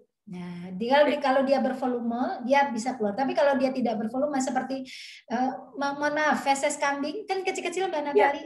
Nah, itu kan kalau kita fesesnya kayak gitu, itu pasti kita konstipasi karena sulit itu dikeluarkan, keras sekali gitu, kecil-kecil. Nah, volumenya harus besar dan basah gitu. Nah, volume ini siapa yang membentuk? Serat. Jadi kalau kita makannya itu nggak kaya serat, maka volume itu kecil sehingga kita akan berisiko konstipasi. Pertanyaannya, mana makanan yang berserat itu? Jawabannya adalah ada di sayur, ada di buah yang dimakan dengan kulit-kulitnya gitu ya. Jadi atau buah seperti yang ada pektinnya kayak pepaya kan nggak dengan kulit Mbak Natali, tapi pektinnya tinggi. Nah, itu juga sumber serat gitu ya. Kemudian dari karbohidrat kompleks misalnya beras merah itu seratnya tinggi, roti gandum utuh itu juga tinggi, ubi singkong itu tinggi, kalau nasi putih nggak terlalu tapi juga tetap ada seratnya. Nah, tempe juga ada seratnya. Nah, itu yang akan mengisi volume tuh. volume feses. Tapi volume ini kan harus basah. Kalau nggak basah dia juga nggak bisa dikeluarkan, konstipasi juga. Nah, yang membasahi siapa? Cairan. Jadi kalau yang dehidrasi, ya pasti konstipasi. Nah, puasa sangat rentan dehidrasi. Karena kenapa rentan? Pertama adalah ada orang yang nggak hobi minum air putih, ada orang yang nggak hobi makan sayur berkuah, ada orang yang nggak hobi makan buah yang berair banyak. Nah, itu rentan banget gitu ya. Jadi kalau kita memenuhi cairan ketika berpuasa itu, waktu berbuka aja kita sudah air putih sama air yang bermikronutrien gitu kan. Itu udah diminum tuh. Gula dikurangi karena gula itu justru membuat kita bisa dehidrasi ya, karena dia mendorong air dan sirkulasinya nggak bagus gitu ya, kental, dari air kita jadi kental. Nah, kemudian sayuran kita tuh mengandung air. Apakah orang-orang udah makan sayur sebanyak 200 gram per hari? Belum tentu juga. Sayurnya apakah diolah dengan berkuah banyak? Belum tentu juga. Nah, cairannya jangan-jangan buahnya dia nggak makan, atau buahnya makan pilihnya salak misalnya gitu ya, bukan pilihnya melon atau semangka. Nah, itu jadi rentan sekali kita dehidrasi. Atau minumnya udah banyak, waktu imsak malah minumnya kopi gitu ya, kan diuretik, jadi airnya keluar lagi gitu. Atau malah masih senang minuman bersoda, ini puasa loh, tapi masih senang minuman bersoda, itu juga resiko dehidrasi gitu. Nah, itu tadi. Jadi itu cairan. Nah, bisa kan udah ada cairan, udah prosesnya, tapi jalannya yang nggak lelet. Jadi volumenya udah besar, dia udah basah, tapi dia lelet menuju pengeluaran. Kenapa dia lelet? Karena itu gerakan peristaltik. Usus kita itu kan begini geraknya. Jadi atau dia begini. Kalau lambung kan begini, kalau usus itu dia begini geraknya. Nah, gerakan peristaltik ini nggak kita komandoi, dia gerak sendiri aja. Ada yang gerak itu mulai gini. Gimana mau gerak kalau dia gini doang? Gimana volume ini gerak? Nah, ternyata Mbak Natali, gerakan ini sangat tergantung kepada gerakan kita di luar ini, fisik kita ini. Jadi kalau puasa kan kita melambat semua gerakan kan Mbak Natali, banyaknya ya tidur, duduk, ibadah gitu. Ibadah kan juga duduk ya, kecuali taraweh yang bisa 8 rakaat naik turun. Itu pun makanya saya juga katakan, pas taraweh 8 rakaat itu sama 3 witir itu, pas kita Allah beri, pas itunya coba bikin body element yang benar. Itu gerakannya jadi bagus itu. Jadi maksud saya itu jangan gerakan jangan gitu-gitu doang, tapi ada tegaknya, duduknya, ininya lurus punggungnya, itu mempengaruhi gerak peristaltik. Nah, kisahnya ditambah dengan hari-hari kita, jadi kita ngerti nih. Oh, kayak saya tadi nih Mbak Natali kan hari ini seminarnya 3 nih ya. Pagi tadi selesai jam 12, saya langsung keluar cari matahari gitu. Karena setelah itu saya sholat, masuk lagi ke jam 1 UPN. Selesai jam 2 lewat, saya gitu lagi, bla bla bla lagi, nggak tidur karena kalau saya kurang gerak itu akan melambat. Kemudian ini, nah gitu. Jadi gerakan itu, jadi 3 itu prinsipnya Mbak Natali kan, serat, air, gerakan. Nah. Oke, supaya nggak konstipasi. Mbak Rita, mungkin boleh diingatkan kembali jadwal minum air putih pada saat berpuasa ini kadang-kadang nggak sampai 8 gelas lah sehari gitu ya. Berpuasa. Gimana nih jam-jamnya? Silakan. Ya. Nah, jadi kalau minum air putih itu memang harus dipastikan betul berbuka terus dapat tuh 1 gelas gitu ya. Minum 1 gelas itu harus dapat harusnya. Nah, kemudian waktu makan malam, nah kalau makan malam tuh boleh nggak 1 gelas kalau sayur kita berkuah banyak, kuahnya kita makan. Buahnya juga mengandung air banyak, buahnya kita makan. Boleh lah nggak 1 gelas gitu kan ya. Nah, nanti habis tarawih minum lagi 1 gelas gitu ya. Nah, mau tidur kalau kita memang membutuhkan minuman berprotein ya berarti susu kita minum kan dapat lagi cairan di situ. Waktu kita bangun sahur, ada yang langsung bangun sahur kucuk-kucuk ke meja makan langsung makanan padat. Nah, ini nggak boleh. Jadi ada jeda. Jadi saat bangun sahur langsung segelas air kita teguk pelan-pelan. Pelan-pelan aja nuguknya, tunggu agak 5-10 menit baru duduk di meja makan. Nah, waktu makan itu kan kita minum cairan lagi. Nah, pilih lagi yang berkuah banyak sayurnya, yang airnya, buahnya juga berair banyak. Waktu imsak, nah kita boleh minum air putih lagi atau kita memang membutuhkan yang berprotein. Maka cairan berprotein. Kalau enggak ya air putih lagi minum. Kalau habis minum itu saya pipis. Nah, pipis itu tanda normal bahwa tubuh kita ada kelebihan pada saat itu ya. Dia keluarkan. Kalau dia nggak lebih, dia nggak akan keluarkan. Kecuali kita waktu imsak itu pakai kopi Mbak Natali. Jadi kalau setelah imsak kita pipis, itu bukan berarti cairan nggak dibutuhkan, tapi didorong oleh si kafein gitu. Atau didorong oleh teobromin dari coklat yang berlebihan misalnya gitu. Atau didorong oleh minuman bersoda gitu ya. Nah, itu berarti pengeluarannya tidak alami gitu. Tapi kalau kita semuanya bersih dari itu, tapi habis sahur kemudian kita pengen pipis, itu alami. Memang tubuh kita ada kelebihan. Jadi ya biar keluar. Tapi bisa juga gini Mbak Natali, Ya. Saya punya pasien juga yang keluarnya tuh alami dia nggak makan apa-apa gitu, tapi dia ternyata setelah kita cek memang kadar airnya rendah di tubuh. Ternyata dia itu minumnya memang benar-benar air putih tanpa mikronutrien. Nah ini jadi perhatian kita. Jadi air putih toh itu nggak bisa menahan air lebih lama gitu. Jadi harus air yang bermikronutrien. Makanya tadi kenapa kalau berbuka itu setelah air putih saya sarankan misalnya jus semangka dengan tomat dengan kurma misalnya. Karena dia berelektrolit, dia jadi menahan lebih banyak di tubuh kita. Terus kenapa kuah sayur kita minum? Karena berelektrolit gitu. Jadi menahan lebih lama. Nah, ini juga menjadi perhatian kita untuk jenis-jenis air yang kita minum. Begitu, Mbak Neta. Termasuk didapatkan dari buah-buahan yang tadi sempat dimention dimakan dengan kulitnya. Nah, ini biasanya ada juga teman-teman kita semua yang mencuci buah dengan sabun pencuci buah, itu boleh atau tidak sih, Mbak Rita? Silakan. Nah, ya. Jadi memang kondisi hari ini tuh kita nggak bisa jamin itu bebas dari pengawet, pestisida dan sebagainya tuh Mbak Natali, karena memang pertanian kita sudah memperbolehkan penggunaan itu. Sebenarnya pengaturannya itu baik gitu, pengaturan penggunaan. Tapi oknum-oknum nih karena pengen dagangannya bagus, pengen walaupun udah lama dipanen tapi tetap bagus, jadi penggunaan pestisidanya berlebihan. Sehingga kalau yang kita makan pakai kulit dengan tren hari ini, saya selalu anjurkan harus dicuci pakai air mengalir yang bersih gitu kan. Tapi kadang-kadang dicuci air mengalir pun kita merasa belum yakin ini akan bersih dari pestisida gitu. Maka ada cairan itu Mbak Natali. Jadi memang ada cairan yang aman untuk bahan pangan. Nah, jadi kan dia dikatakan untuk membersihkan bahan makanan gitu. Nah, itu berarti boleh kita pakai Mbak Natali. Tapi pastikan setelah kita pakai itu dicuci pakai air mengalir itu benar-benar bersih, benar-benar nggak ada yang tersisa di situ gitu ya.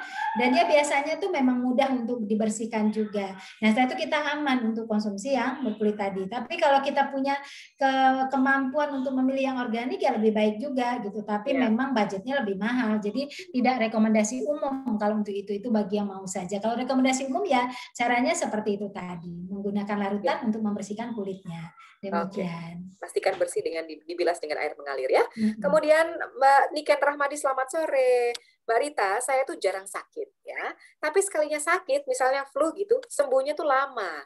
Bisa lebih dari 2 minggu.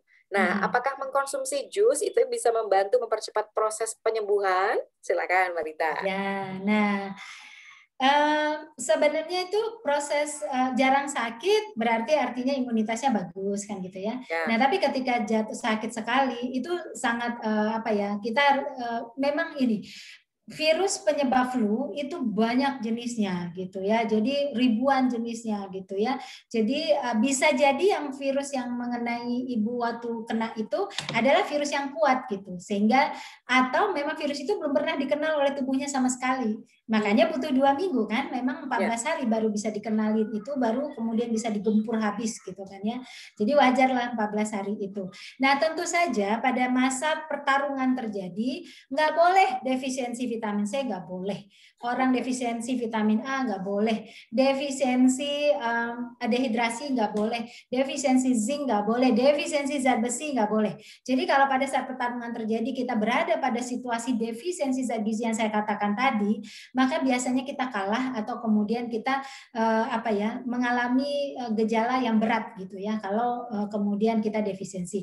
Oleh karena itulah maka ada anjuran suplementasi kan. Suplementasi itu sebenarnya tujuannya untuk memastikan kita tidak defisiensi, jadi diisi yang penuh. Tapi saya selalu mengatakan bahwa sebelum ke suplementasi, boleh tuh kita coba dengan makanan alami, tapi terpaksa kita ambil ekstraknya. Jadi nggak bisa kita makan buah. Kalau kita makan buah aja, kan 2 aja kita udah kenyang gitu ya. Nah, jadi kita ambil ekstraknya aja. Di sini juga ada. Tapi kalau buah saja kita ambil ekstraknya, glukosanya juga terlalu tinggi gitu. Sehingga itu harus dipadukan dengan sayur. Makanya tadi misalnya kita ambil ekstrak dari wortel. Nah, itu kan sebanyak-banyaknya nggak apa-apa karena wortel kalori glukosanya rendah gitu ya, itu termasuk sayur.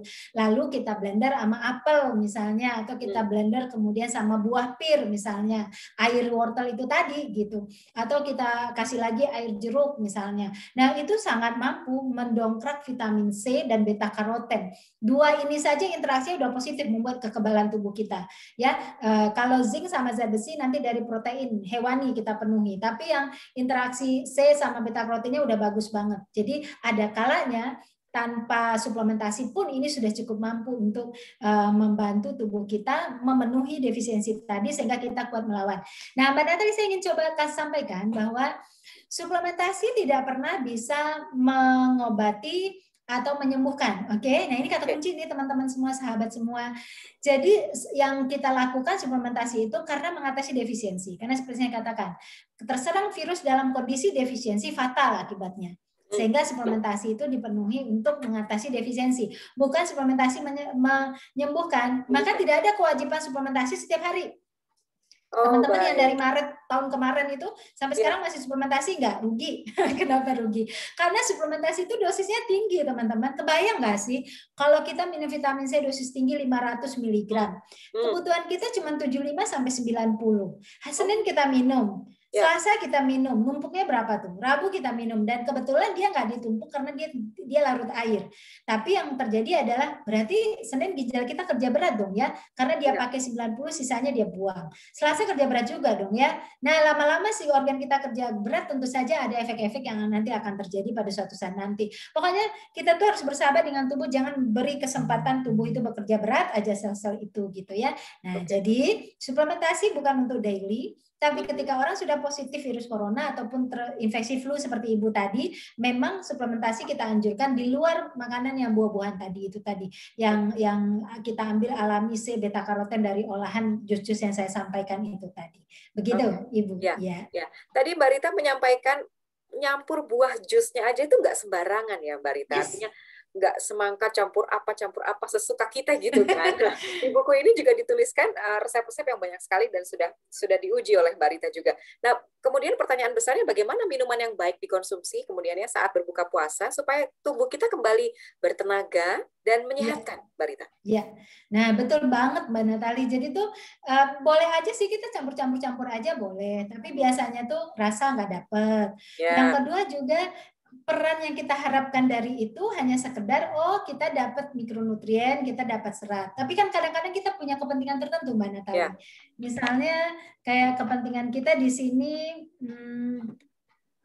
saya kepengen misalnya ingin untuk kesehatan kulit saya, karena saya 2 hari stres misalnya, lalu saya lihat kok kulit jadi abu-abu gitu kan ya, kok jadi kering gitu, kok saya ketawa lebih kelihatan kerutannya, sebelumnya enggak, kok nggak lembab, pakai bedak kok nggak nempel gitu ya. Nah itu kan berarti ada keperluan tertentu ya. Nah maka pada saat itu kita nggak bisa sembarangan ini aja padu padannya. Makanya di sini diterangkan ini sama ini tuh cocoknya buat apa, manggis sama sari kedelai itu buat apa gitu. Jadi mereka saling menguatkan fungsi satu sama lain.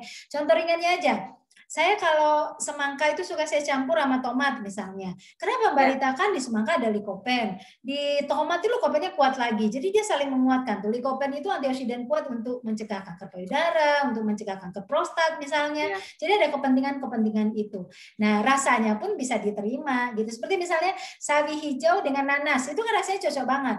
Coba nanti sawi hijau dengan semangka nggak cocok, rasanya nggak enak gitu ya. Nah kepentingan utamanya juga bisa kita gali tuh, apa keunggulan di nanas hijau bromelin ya, di sawi hijau itu klorofil. Wah kuat banget tuh bromelin sama klorofil berteman-teman, kemudian dia berikan kekuatan unggul gitu. Jadi memang ada ilmunya gitu ya. Jadi makanya sebaiknya nggak ya kita pelajari dari riset. Sebenarnya selain ini Mbak Natali, sebelum ini saya mengeluarkan buku itu namanya 230 jus pengendali penyakit. 230 jusnya malah banyak. Nah itu semua kan ada aturannya, kenapa ini saya ketemukan dengan ini, kenapa gramasinya begini, itu kan ada ketentuannya gitu. Nah itu malah lebih luas itu resepnya. Kalau ini memang kita fokuskan untuk gaya hidup antivirusnya kita. Kalau itu untuk semua kecantikan ada, penyakit ada gitu. Iya. Termasuk di dalamnya teman-teman bisa mendapatkan resep jus buah salak. Nah, pernah kan? Nah, ini bisa dicoba nih nanti di rumah. Dicampur dengan buah apa, nanti bisa dilihat sendiri di buku ini juga ya. Baik, terima kasih yang juga sudah bertanya. Ada Mas Wisnu, selamat sore. Apakah air bermikronutrien itu bisa didapatkan dari air elektrolit seperti yang dijual bebas? Begitu yang di botolan ya?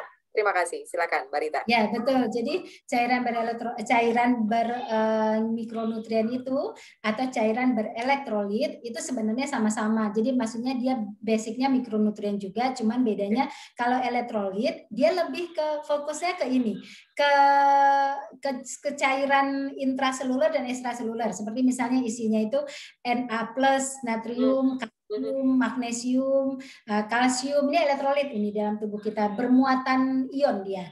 Nah, kalau yang bermikronutrien bisa itu juga plus. Jadi ada kalium juga, ada kalsium juga, ada magnesium juga, tapi dia plus, ada vitamin C-nya, ada beta karotennya. Jadi lebih komplit yang bermikronutrien itu tadi dibandingkan berelektrolit. Tapi berelektrolit bagian dari mikronutrien walaupun nggak lengkap gitu. Oleh karena itu boleh-boleh aja. Jadi ketika kita berbuka puasa bisa aja pakai air kelapa. Air kelapa itu kan air elektrolit ya, isinya kalium lebih tinggi, itu bisa gitu ya. Nah, air kelapa dengan kurma juga ada. Kayaknya di sini ada juga nggak ya? Ada kayaknya deh. Air kelapa sama kurma itu pernah saya coba juga, itu seru banget gitu ya.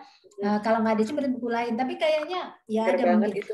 Ya, nah itu juga bisa tuh. Itu berelektrolit. Berarti kalau air kelapa kan berelektrolit, tapi karena kita campur sama kurma jadi bermikronutrien dia. Karena kita campur ya kan, karena di kurma kan ada vitamin C-nya, ada beta karotennya juga, jadi bermikronutrien dia. Nah, kemudian bisa juga air elektrolit yang dijual itu Mbak Natali kan ada isotonik gitu-gitu ya. Itu boleh, tapi ingat itu hanya berion berelektrolit, belum bermikro seperti vitamin C dan lain. Jadi bisa aja kita berbuka terus minum itu, kemudian nanti suatu kesempatan tertentu ya kita konsumsi misalnya 1 potong buah pepaya, 7 butir kurma atau 5 butir kurma, sehingga sempurna tuh, nggak hanya sekedar berelektrolit dan bermikronutrien. Nanti kalau teman-teman tanya, apa kepentingannya berelektrolit? Kepentingannya cairan itu cepat mengganti kita yang dehidrasi karena mirip sama komponen intraseluler sama ekstraseluler kita. Jadi dia cepat bersahabat karena udah cocok, udah satu irama gitu. Tapi kalau air putih aja belum tentu karena kan dia belum komponennya belum menyerupai air ion tubuh kita gitu. Sehingga belum tentu bisa ditahan cepat atau menggantikan kekurangan cairan kita, itu kegunaannya. Nah, kalau ditanya juga nih Mbak Natali, kalau yang berion kegunaannya itu supaya mudah untuk diserap tubuh, menggantikan proses dehidrasi kita, rehidrasi tubuh kita. Nah, kalau bermikronutrien, keuntungannya double. Selain mudah diserap, merehidrasi tubuh, mikronutrien seperti C, beta karoten dan sebagainya itu membersihkan peradangan. Ya, wajar dong waktu kita menahan tuh, teman-teman pernah ngerasain nggak sih? Udah jam 4 itu baru terasa udah kebayang makanan, udah mulai perut, itu tuh kan membuat tubuh kita juga menyeimbangkan adaptasi, apalagi kalau kita sempat mengatakan aduh lapar banget, ucapan lapar banget itu juga membuat tubuh beradaptasi itu dengan situasi itu, sehingga dia waspada langsung. Jadi tubuh itu luar biasa Mbak Natali, ucapan kita aja membuat dia di dalam waspada. Karena dia merasakan dia harusnya ada gerbang pertahanan, dia harus bangun nih gitu ya. Nah, jadi ada inflamasi juga yang terjadi sebenarnya walaupun kategori ringan. Sehingga ketika mikronutrien itu dapat, dia akan memperbaiki. Nah, yang lain lagi nih Mbak Natali, kan tujuan kita berbuka itu juga menaikkan kadar glukosa darah, ya kan? Jadi hasil akhir dari glukosa yang ada di minuman elektrolit atau yang di buah, ya itu glukosa itu nanti akan dipakai jadi tenaga kita. Tapi glukosa saja itu menjadi tenaga nggak terlalu cepat ya, nggak terlalu dilepas bertahap. Tapi kalau ada mikronutrien, proses siklus penghasilan energinya sedikit. Jadi kita bertenaganya bertahap, hilangnya juga bertahap. Nah, itulah keunggulannya kalau pakai mikronutrien tadi. Seperti itu. Oke. Nah, kalau bicara soal minuman kemasan ini, Mbak Rita, biasanya kan di dalam nutrition facts-nya itu ada kandungan-kandungan juga yang perlu kita perhatikan, dan salah satunya adalah gula ya. Dari dalam buku ini saya juga tahu bahwa pembatasan konsumsi gula juga mesti dilakukan, dan dari resep-resepnya tidak ada penambahan gula, betul ya, Mbak Rita? Nah, apa alasannya kita harus menekan konsumsi gula berlebih, dan berapa saran takaran yang dikatakan cukup? Ya, pertanyaannya juga luar biasa Mbak Natali. Jadi Bapak Ibu mungkin nggak pernah ngeh ya, ternyata gula itu, nah gula ini definisinya disebut gula itu adalah karbohidrat sederhana yang terdiri dari sukrosa, fruktosa yang sengaja ditambahkan. Nah, jadi saya tambahkan bentuknya apa? Gula pasir, gula merah, gula aren, gula batu. Kan ada yang bilang nih Mbak Natali, kan saya gula batu Bu Rita sehat. Enggak, itu gula juga. Saya gula aren Bu Rita sehat, itu gula juga gitu ya. Nah, termasuk gula itu di situ sirup juga gula. Kemudian konsentrat buah Mbak Natali itu gula. Kan suka minum jus-jus yang kita beli kemasan itu konsentrat buah itu. Itu gula itu. Lalu kemudian madu termasuk gula juga ya. Tapi kalau kita kemudian tahu madu itu baik untuk kita, maka jatah gula itu dipenuhi dari madu saja. Jadi jangan dari yang lain kan gitu ya. Nah, kemudian jus buah yang disaring, kita bikin jus nih, kita saring. Itu juga gula. Makanya di jus saya ini nggak ada yang disaring sama sekali gitu ya. Jadi semuanya ada seratnya di dalam supaya dia tidak jatuhnya ke dalam kategori gula. Nah, sekarang ada apa dengan gula? Ya. Penelitian mengatakan kalau kita konsumsi gula itu melebihi 5% dari energi total per hari, ya itu setara dengan 26 gram. 25 sampai 26 gram itu setara dengan 2 sendok makan. Jadi 1 sendok makan gula pasir itu 13 gram, kalau 2 itu 26 gram. Kalau Perhimpunan Kedokteran Endokrinologi menakar 2 sendok makan itu maksimal. Tapi kalau Kemenkes sama WHO secara global melihat rata-rata, dia menggunakan angka poinnya 10%, jadi 50 gram atau 4 sendok makan. Oke, gampang diingat ya, 2 dan 4. Kalau saya pilih yang 2, jadi saya nggak pernah akan makan gula di atas 2. Pasti di bawah 2 sendok makan atau di bawah 26 gram. Tapi ada teman-teman yang boleh pakai 4 tergantung kondisinya dia lah gitu. Nah, kalau kita mengkonsumsi 1 hari full lebih dari takaran ini, itu dia akan merubah komposisi mikrobiota kita. Jadi namanya Mbak Natali disbiosis. Jadi di saluran cerna kita bisa terjadi peristiwa disbiosis di mana terjadi perubahan struktur bakteri di dalam usus kita. Nah, perubahannya apa? Perubahan yang terjadi adalah ketika gula itu berlebih masuknya, maka mikrobiota yang 80% menurun jumlahnya, sedangkan patogen naik. Karena ternyata patogen itu zat untuk dia berkembang biak adalah gula. Nah, jadi gula itu zat yang dipakai oleh bakteri patogen untuk dia berkembang biak, tapi tidak diperlukan oleh mikrobiota. Kalau si patogen berkembang biak, dia tekan si mikrobiotanya. Kalau dia tekan, lama-lama dia menang. Ini gugur gitu ya. Kalau ditanya, kalau si mikrobiota apa yang bikin dia berkembang biak? Serat yang bikin dia berkembang biak. Makanya kalau orang makannya tanpa serat, mikrobiotanya mati-mati itu. Nggak ada, mikrobiota berkurang gitu ya. Nah, itulah gula. Itu satu tuh Mbak, yang merubah mikrobiota. Yang kedua nih Mbak Natali, penelitian lagi tuh, orang yang makan gula lebih dari takaran itu tadi, dia berikatan dengan kolagen Mbak Natali. Kolagen kita, kolagen buat kecantikan, buat tulang kita biar kokoh gitu ya, biar kulit nggak gampang keriput gitu ya. Itu gula itu dia mengikat kolagen. Nah, itu ikatannya disebut glikasi. Nah, ikatan glikasi ini kerjanya pertama kali adalah dia menghalangi vitamin C masuk ke sel kita. Kebayang nggak sih kalau sel kita nggak dapat vitamin C, lalu ada serangan radikal bebas pada waktu itu, siapa yang melawan? Nggak ada. Sel kita jadi inflamasi peradangan gitu. Nah, kemudian juga ikatan ini akan merusak struktur sel yang lain sehingga terjadi penuaan dini gitu. Nah, udah 2 tuh kan. Yang ketiga nih Mbak Natali, gula itu juga kalau dimakan langsung banyak gitu, insulin kita pasti naik. Dia responnya begitu. Pokoknya ada gula, ada insulin aja. Nah, insulin itu hormon tuh. Nah, kalau hormon ini sering naik di tubuh kita, itu peristiwanya disebut hiperinsulinemia. Kalau dia sering naik, dikatakan insulin naik sama dengan inflamasi. Nah, jadi insulin naik sama dengan inflamasi. Jadi kalau sering men-trigger insulin, inflamasi terjadi. Akut normal Mbak Natali, akut tuh nggak apa-apa. Jadi itu hanya kewaspadaan. Tapi kalau akut kemudian jadi kronis, nah itu penyakit gitu ya. Makanya kalau kita pagi teh manis, inflamasi loh ya, kita udah tahu nih. Tapi akut nggak apa-apa lah. Tapi jangan disempurnakan di jam 10-nya minum kopi lagi di kantor. Jangan disempurnakan ketika siang hari minum es jeruk lagi gitu kan ya. Terus kemudian nyomot lagi makanan kekinian, martabak, kemudian donat dengan segala topping, sempurna sudah itu.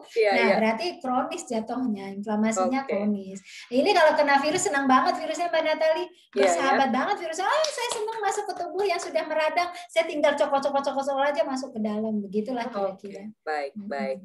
Terima kasih penjelasannya. Jadi kita udah mulai tahu ya, takaran perharinya 2 atau 4 maksimal ya, sendok Ya. makan. Baik, untuk gula.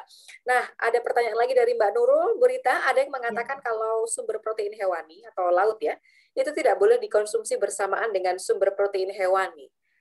Hal ini mitos atau fakta? Mohon pencerahannya. Silakan. Ya, jadi kan memang hewani ayam dengan ikan gitu ya, daging sapi dengan ikan atau daging sapi dengan ayam gitu. Saya itu pernah menyampaikan jadi pembicara gizi itu di salah satu pesantren gitu ya. Terus kemudian muncul itu, tapi saya tidak punya kompetensi untuk menjawab sesuai kaidah agama gitu karena saya tidak mendalami itu gitu ya. Ada yang mengatakan hadis itu sahih apa enggak sih, katanya nggak boleh. Tapi saya jawab dari gizi aja nih. Kalau gizi itu gini, memang untuk pemenuhan kebutuhan protein kita dewasa itu range-nya adalah 4 sampai 6 porsi per hari. Jadi satu kali makan itu kita bisa konsumsi 2 porsi ya, ini kita protein kita gitu. Nah, protein yang 2 porsi ini itu bisa yang hewani, kemudian nabati. Nah, dari penelitian gizi mengatakan yang hewani dan nabati ini harus disandingkan karena kalau hewani dua-duanya kolesterolnya jadi berlebih. Nah, kalau kolesterolnya jadi berlebih itu merusak kemudian sistem pembuluh darah kita gitu ya. Jadi pembuluh darah kita jadi nggak bagus. Nah, kemudian kalau kita pilih nabati saja sebenarnya unggul, kita dapat serat. Tapi yang tidak unggulnya itu adalah kalau nabati saja itu kadang-kadang proteinnya tidak terlalu berkualitas. Nah, oleh karena itu gizi selalu menganjurkan protein itu harus kombinasi antara hewani dan nabati. Jadi nggak boleh dua-duanya. Jadi akibatnya ada metabolik yang kemudian tidak berjalan dengan baik. Baik, Begitu. Oke, sudah jelas ya Mbak Nurul, terima kasih banyak. Lalu kemudian tadi kita singgung sedikit soal rempah-rempah. Belakangan ini kan di masa pandemi ini rempah-rempah langsung naik daun ya Mbak Rita. Kita sering dengar jadi gitu mahal. Kunyit lah, apalah segala macam, jahe dan lain sebagainya. Boleh dijelaskan lebih lanjut mungkin ya? Dan mungkin contoh olahan resep yang diberikan di dalam buku ini sedikit saja sederhana yang bisa kita lakukan di rumah, bisa kita coba. Siap, Mbak Natali. Jadi benar sekali rempah itu. Saya mau cerita lagi Mbak Natali, saya hobinya cerita nih ya. Jadi saya ingin membandingkan kita dulu sama sekarang tuh Mbak Natali ya. Jadi kalau kita lihat itu orang-orang dulu itu terlihat lebih segar, lebih awet muda, lebih jarang sakit misalnya gitu ya. Kalau kita sekarang iya, karena saya melihat masakan-masakan zaman dulu itu Mbak Natali itu mainan rempahnya luar biasa. Dulu saya ingat banget kalau ibu saya bikin rendang itu teman-teman semua itu ya daun kunyit, kemudian lengkuas diikut-ikut gudeg-gudeg masuk ke dalam rendang itu gitu ya. Saya ngebayangin tuh zat yang ada pada daun kunyit, pada lengkuas, pada semua itu berapa zat yang akan masuk ke rendang itu tadi. Ternyata Mbak Natali semua zat yang ada pada rempah jenisnya macam-macam sih, ada flavonoid, ada etanol, macam-macam tuh nama zat yang ada pada rempah, sifatnya sama semua. Dia pasti punya sifat anti-inflamasi, antioksidan. Itu sifat keunggulan dari zat-zat fitokimia aktif yang terdapat pada rempah. Jadi antiinflamasi dan antioksidan. Antiinflamasi adalah dia peradangan itu dia bersihkan. Kalau antioksidan dia membuat kita bertahan lebih kuat dari serangan radikal bebas. Itulah ya peran 2 itu tadi. Nah, kebelakangan ini semua menggunakan bumbu serba instan dan kemudian tidak ada lagi bumbu itu muncul. Rasanya enak juga sih, sama aja rasa sama enak, tapi kita kehilangan kesempatan mendapatkan zat fitokimia tadi gitu yang dari rempah. Oleh karena itulah ketika muncul pandemik ini kita butuh daya tahan yang kuat, kita butuh zat antiinflamasi lebih tinggi, zat antioksidan lebih tinggi gitu. Bagaimana ya ngakalinnya gitu. Muncullah itu Mbak Natali, bagaimana kalau rempah ini kita hadirkan dalam bentuk minuman gitu. Makanya kemudian kita olah tuh rempah-rempah. Ini mudah sekali bikinnya, kayak wedang susu kunyit gitu, itu ke pencernaan. Kalau kunyit itu kan keunggulannya di pencernaan kita ya. Jadi orang-orang yang GERD, kemudian orang-orang yang gastritis, itu sebenarnya baik wedang susu kunyit itu. Karena kunyit memang kadang-kadang kita kalau lagi panikan, atau asam lambung naik, jangan sampai mengganggu ke dinding usus. Nggak apa-apa tuh kunyitnya itu kita potong sedikit, kita kunyah-kunyah tuh bisa. Nah, cuman untuk hari-harinya kita tuh bisa tuh wedang susu kunyit. Kenapa saya pilih wedang susu kunyit? Karena memang kalau susu kan zat struktural ya, pembangun dari utamanya ini ya Mbak Natalia, pembangun struktur dari antibodi kita ya. Ini kan resepnya gampang banget ya. 1 gelas susu cair, kemudian 100 ml air matang gitu ya. 1 buah kunyit kita cuci bersih, kita keprek. Ya. Kita masukkan lagi jahe, kita kepret juga, kita masukkan cengkeh 3 buah, serai, kemudian setengah batang kayu manis gitu ya. Nah, susu cairnya kita sisihkan dulu karena susu cair kan nggak boleh direbus. Ya. Kalau direbus nanti proteinnya sama aminonya agak Oh, berkurang baik, sedikit baik. ya. Jadi yang kita rebus itu bahan selain susu tadi. Setelah itu kita saring, kita masukkan susunya tadi gitu. Jadi hangat kan? Karena 100 cc air yang buat nyaringan tadi kan air mendidih itu ya. Karena direbus kan dan mendidih terus kita saring, baru susu cair kita masukkan. Atau kita ambil itunya 180 cairannya, terus susu bubuk yang kita masukkan itu juga bisa gitu. Bisa langsung Aduh, coba deh ini layak berbuka. Ya. Atau menjelang imsak. Ke dapur. Iya, menjelang imsak nanti tuh wedang susu kunyit tuh enak, cocok banget karena kan kita setelah itu menahan. Jadi kita dapat cairan berprotein, dapat zat untuk pencernaan kita. Kadang-kadang orang habis sahur itu mau tidur jadi sebah gitu ya. Jadi kayak kembung gitu. Nah, dengan wedang susu kunyit itu bisa gitu. Jadi minuman-minuman yang ada di sini boleh dikonsumsi di jam kapan saja ya? Boleh nggak ada aturan karena ini makanan Mbak Natali. Jadi kalau makanan itu bisa di mana aja gitu ya. Oke, baik. Nah, kemudian di dalam buku juga dikatakan di halaman 24 bahwa rempah itu bukanlah obat untuk menyembuhkan penyakit infeksi. Nah, ini apakah memang masih banyak yang salah kaprah atau apa ada yang perlu diluruskan mengenai anggapan ini? Silakan Mbak Rita. Iya betul Mbak Natali, mesti kita luruskan karena Mbak Natali pernah ingat nggak sih suatu saat ketika pandemi kemarin itu rempah harganya mahal gitu ya. Kenapa rempah harganya mahal? Karena orang pikir itu obat gitu. Itu satu Mbak Natali. Yang kedua lagi tuh orang-orang karena merasa itu obat udah minum rempah, yang lain dia lalai. Protokol kesehatan nggak jalan gitu, terus protein nggak dibangun gitu, kemudian juga gaya hidup lain dia tinggalkan karena dia udah merasa saya udah minum obat nih rempah-rempahan. Salah. Jadi rempah-rempahan itu bukan obat ya, dia tidak berperan sebagai obat, tapi dia berperan membangun komponen kebugaran kita gitu. Nah itu juga sudah terjawab ya. Jadi teman-teman sudah cukup jelas ya, bukan mengobati ya. Oke, baik. Lalu kemudian nih Mbak Rita, terkait dengan misinformasi yang masih sering beredar, masih banyak hoax di luar sana ya tentang kesehatan, terutama di masa pandemi sekarang ini. Jadi sumber informasi yang semakin membludak itu kan juga makin banyak. Apa harapan Mbak Rita gitu ya dengan diterbitkannya buku ini gitu, dan movement yang selama ini dijalankan? Kepengennya seperti apa harapannya? Silakan Mbak Rita. Oke Mbak Natali, jadi sahabat semua, teman-teman semua, sebenarnya ketika buku ini saya tulis buku ini kan memang saya bekerja cepat karena ada kepedulian saya untuk segera memberitahu ke masyarakat, ayo kita hidup di tengah pandemi, tapi kita harus asah senjata kita, senjata berperang kita itu harus kita asah. Selama ini saya melihat tren bahwa kita sering berperilaku yang membuat senjata kita itu tidak terbooster dengan baik gitu. Tapi kita punya cara untuk ngeboosternya. Sehingga ketika buku ini saya tulis, memang harapannya itu besar sekali. Harapannya besar gimana?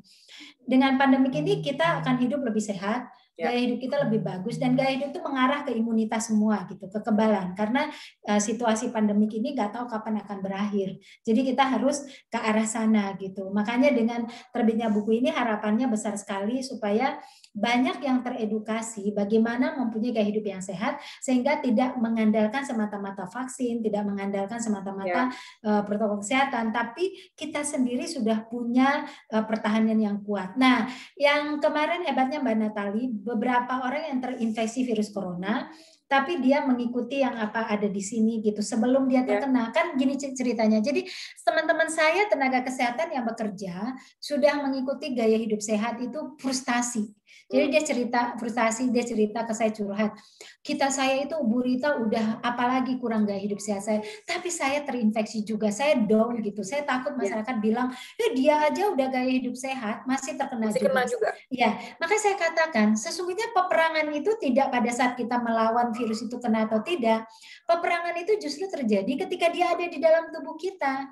Nah, gaya hidup sehat yang kita bentuk justru ke sana tujuan saya, bukan ke melarang dia masuk. Karena melarang dia masuk, bagaimana melarang kalau kemudian protokol kesehatan dan lain sebagainya itu kita nggak bisa lakukan dengan baik gitu. Misalnya kayak kita harus rame-rame, kemudian tahu-tahu ada yang terkena, kita nggak sadar gitu kan ya, terus kita terinfeksi. Itu kan di luar kontrol kita. Nah, yang kontrol kita itu adalah gaya hidup sehat kita ini tadi. Nah, maka ketika virus itu ada di tubuh kita, yang menentukan kita itu punya gaya hidup sehat atau tidak adalah kemenangan kita dalam bertarung. Dan benar Mbak Natali, teman-teman saya yang down itu pada hari ke-14 semuanya sembuh total dan manifestasi klinisnya ringan banget. Ada yang manifestasi klinisnya cuma dia merasakan gini aja. Saya cuma ngerasain ini aja, berita kering aja tenggorokan. Itu doang yang saya rasakan, nggak ada yang lain. Saya masih beraktivitas normal di rumah, tapi saya memang nggak keluar karena saya ingin menyelamatkan orang-orang di luar jangan terkena saya gitu. Tapi sesungguhnya saya tidak kenapa-kenapa gitu ya. Saya juga heran. Nah, terus ada juga yang mengatakan saya cuma ngerasain gini aja. Kalau bangun tidur agak awang-awang gitu. Itu aja yang saya rasakan. Yang lain enggak gitu. Tetapi ada juga teman saya yang sebelumnya itu memang ada gastritis ya. Jadi waktu kena itu dia merasakan agak berat di gastritisnya. Ya karena itu kan berarti kalau dia sebelumnya gastritis itu ada inflamasi kan peradangan. Berarti virusnya ngerti kan ke peradangan, tapi akhirnya menang juga karena walaupun dia peradangan di situ imunitas yang lainnya udah siap untuk memerangi si virus itu. Nah, inilah yang disebut sebagai bagaimana gaya hidup sehat itu bisa membuat kita menang melawan virus, bukan mencegah dia masuk, tapi mencegah masuk itu juga bisa kalau kita minimal mencegah masuk itu di saluran cerna sama di fili-fili kita sama di kebersihan diri kita gitu ya. Itu juga bisa. Kebersihan luar bagian kulit ya. Yes. Itu juga jadi salah satu hal yang dijadikan talking points di dalam buku ini untuk menjaga kesehatan kulit. Seperti apa nanti teman-teman juga bisa membaca di dalam buku ini juga. Baik, teman-teman, kalau ada yang masih ingin bertanya, kita masih punya waktu sedikit lagi. Nah, tapi kalau kita kaitkan dengan masa pandemi lalu kemudian berpuasa nih, Mbak Rita. Judul kita, topik kita ini memang turut menjawab pertanyaan masing-masing. Manajemen gizi di bulan puasa. Seperti apa yang baiknya dilakukan di bulan puasa seperti ini? Silakan. Nah, saya langsung kasih tips ini Bapak Ibu. Jadi ini berlaku untuk yang puasa Ramadan, puasa yang sunnah, untuk yang bukan puasa kan teman-teman juga mungkin ada yang bukan muslim misalnya. Intermittent fasting itu berlaku juga gitu. Jadi bedanya nih Bapak Ibu kalau kita berpuasa Ramadan, kita menahannya 4 pagi sampai jam 6 sore. Itu sekitar 12 sampai 16 jam. Ya. Nah, kalau teman-teman yang intermittent fasting itu dia mulai menahan jam 10 malam sampai jam 12 siang atau jam 2 siang. Cara makannya persis sama. Ketika pertama kali akan berbuka, jadi teman-teman yang intermittent kan juga akan berbuka, itu nggak boleh langsung makanan besar. Semuanya harus makanan yang bisa mengembalikan kadar glukosa darah secara bertahap. Maka yang kita konsumsi dan merehidrasi tubuh. 2 prinsipnya. Merehidrasi tubuh dan mengembalikan kadar glukosa darah secara bertahap. Maka yang kita konsumsi hanya cairan dan cairan bermikronutrien tadi serta mengandung karbohidrat gitu kan. Itu yang kita konsumsi di awal. Nah, setelah itu kita boleh jarakan waktu untuk makan besar kita. Kalau ada teman-teman boleh nggak Bu Rita langsung makan? Boleh kalau memang mau langsung tidak sholat maghrib dulu, tapi nggak boleh cemilan berarti karena mau langsung makan. Tapi Bu Rita saya mau maghrib dulu. Oh boleh. Kalau mau maghrib dulu berarti cemilan, satu cemilan ambil. Apa cemilan yang sehat? Yang lemaknya tidak banyak, misalnya lontong isi, itu kan sehat ya. Nah, tidak langsung men-trigger glukosa darah, juga nggak berlemak, nggak sulit dicerna gitu kan Mbak Natalia. Atau kue Nagasari gitu. Tahu isi goreng boleh nggak? Enggak. Tapi tahu isi kukus boleh. Kalau goreng nggak boleh. Risol boleh nggak? Nggak boleh. Kasihan. Maksudnya sayang aja. Sayangnya gimana? Saya gini loh Mbak Natali, kita tuh udah mendetong 12 jam, masa kita ganti gorengan? Aduh, itu organ kita jadi kaget. Orang kita lagi enjoy organnya meregenerasi tubuhnya dapat lemak berat yang sulit dicerna kan gitu ya kalau bahasa sederhananya gitu. Jadi bolehlah makan lontong isi. Nah kemudian baru kita sholat maghrib terus kita makan malam. Ini kalau pilihannya itu. Kalau saya sih yang nomor 1 terbiasa karena ada 2 bocah yang nggak tahan untuk maghrib dulu. Jadi saya nemenin untuk makan. Jadi saya nggak pakai cemilan. Cemilannya nanti munculnya. Nah waktu makan malam itu di situ boleh yang digoreng karena di situ kan ada sayur 1 mangkok. Akan ada sayur 1 mangkok tadi gitu ya. Jadi kita bikin piring makan kita bagi 3 tuh ya. Jadi sepertiga sayur, sepertiga karbohidrat kita, sepertiga lauk. Nah lauknya mau digoreng Bu Rita 1 boleh, misal ayam goreng senang banget, oke nggak apa-apa. Karena ada sayur 1 mangkok yang akan kita makan. Jadi nggak kenapa-kenapa itu. 1 lagi saya tempe ungkep aja, nggak usah digoreng, good banget itu. Nah nasi secukupnya. Kalau kita lagi proses pelangsingan ya nasinya paruh lagi nggak apa-apa. Atau ganti sama yang lebih sehat seperti beras merah. Ya, suaranya. Ya, oke. Tadi suaranya sudah dengar kembali? Nah, jadi ya itu boleh nasinya diganti itu. Kita makan. Nah, ini Mbak Natali saya ingin kasih tahu. Sebenarnya puasa itu telah mendisiplinkan kita ya. Termasuk itu kita belajar juga mendisiplinkan cara makan kita. Mari kita makan itu pelan-pelan dengan kesadaran penuh. Jadi HP ditiadakan dulu, tontonan ditiadakan dulu, benar-benar kita berhadapan dengan makanan. Mumpung kita udah diajarin untuk disiplin, jadi kesadaran penuh kita tahu apa yang masuk ke mulut, kita tahu mengunyah perlahan, kita tahu lewatnya ke tenggorokan perlahan. Itu metabolik kita makin sempurna. Jadi saya tuh berharap nanti pas 1 bulan itu kita benar-benar jadi orang baru untuk metabolik kita. Reaksi kimia tubuh kita normal lagi. Jadi kalau 2 hari pun kita ngaco makannya Mbak Natali, karena lebaran, ya kan lebaran makannya apa-apa, nggak ngaruh apa-apa. Karena apa? Karena kita sudah memperbaiki selama 30 hari ini tadi. Nah itu kan Mbak Natali udah makan tuh ya. Nah setelah itu kan kita terawih semuanya. Nah setelah terawih itu boleh kita nyemil, karena kita mulai mungkin kehilangan tenaga lagi. Tapi ingat cemilannya itu jangan yang berminyak, jangan yang terlalu manis. Yang cemilannya itu yang sehat-sehat saja. Seperti katakan, misalnya kayak roti gandum, kita bakar sedikit selai itu boleh-boleh aja gitu ya. Atau olahan-olahan tepung beras atau olahan dari nasi atau kemudian kita makan aneka kacang rebus itu juga bagus, ada mame gitu kan, itu juga bagus gitu ya. Nah, kalau untuk yang lagi pertumbuhan atau yang kebutuhan proteinnya lebih tinggi itu bisa minuman berprotein untuk menjelang tidur. Nah, sahur gitu lagi. Nah, kalau sahur nih kalau pengen banget sempurna nih, benar-benar nggak ada yang digoreng. Benar-benar nggak ada yang manis, tuh keren banget Mbak Natali. Saya senang banget kalau sahur Mbak Natali. Saya bikin air kaldu Mbak Natali, oke? Air kaldu itu saya taruh nanti di kompor yang bisa untuk di meja makan. Nah, nanti saya siapkan tuh misalnya potongan tahu, tofu misalnya gitu ya, potongan sayur, kemudian seperti misalnya olahan-olahan ikan yang sudah dikasih tepung atau udang atau apa gitu. Nah, terus nanti kita tinggal masukkan ke air kaldu tadi, langsung mateng. Ya itu kan rasanya enak banget bumbunya. Nah nanti kita bisa kasih bumbunya misalnya pakai bumbu ala Jepang atau bumbu yang kita kasih itu pakai bumbu sambal atau pakai kita ulek sendiri gitu, boleh dengan air kaldu itu. Itu kita makan anget-anget, semuanya tidak merusak, tidak memberat kerja tubuh. Karena nggak ada yang proses menggoreng. Tofu ya matang dengan air kaldunya.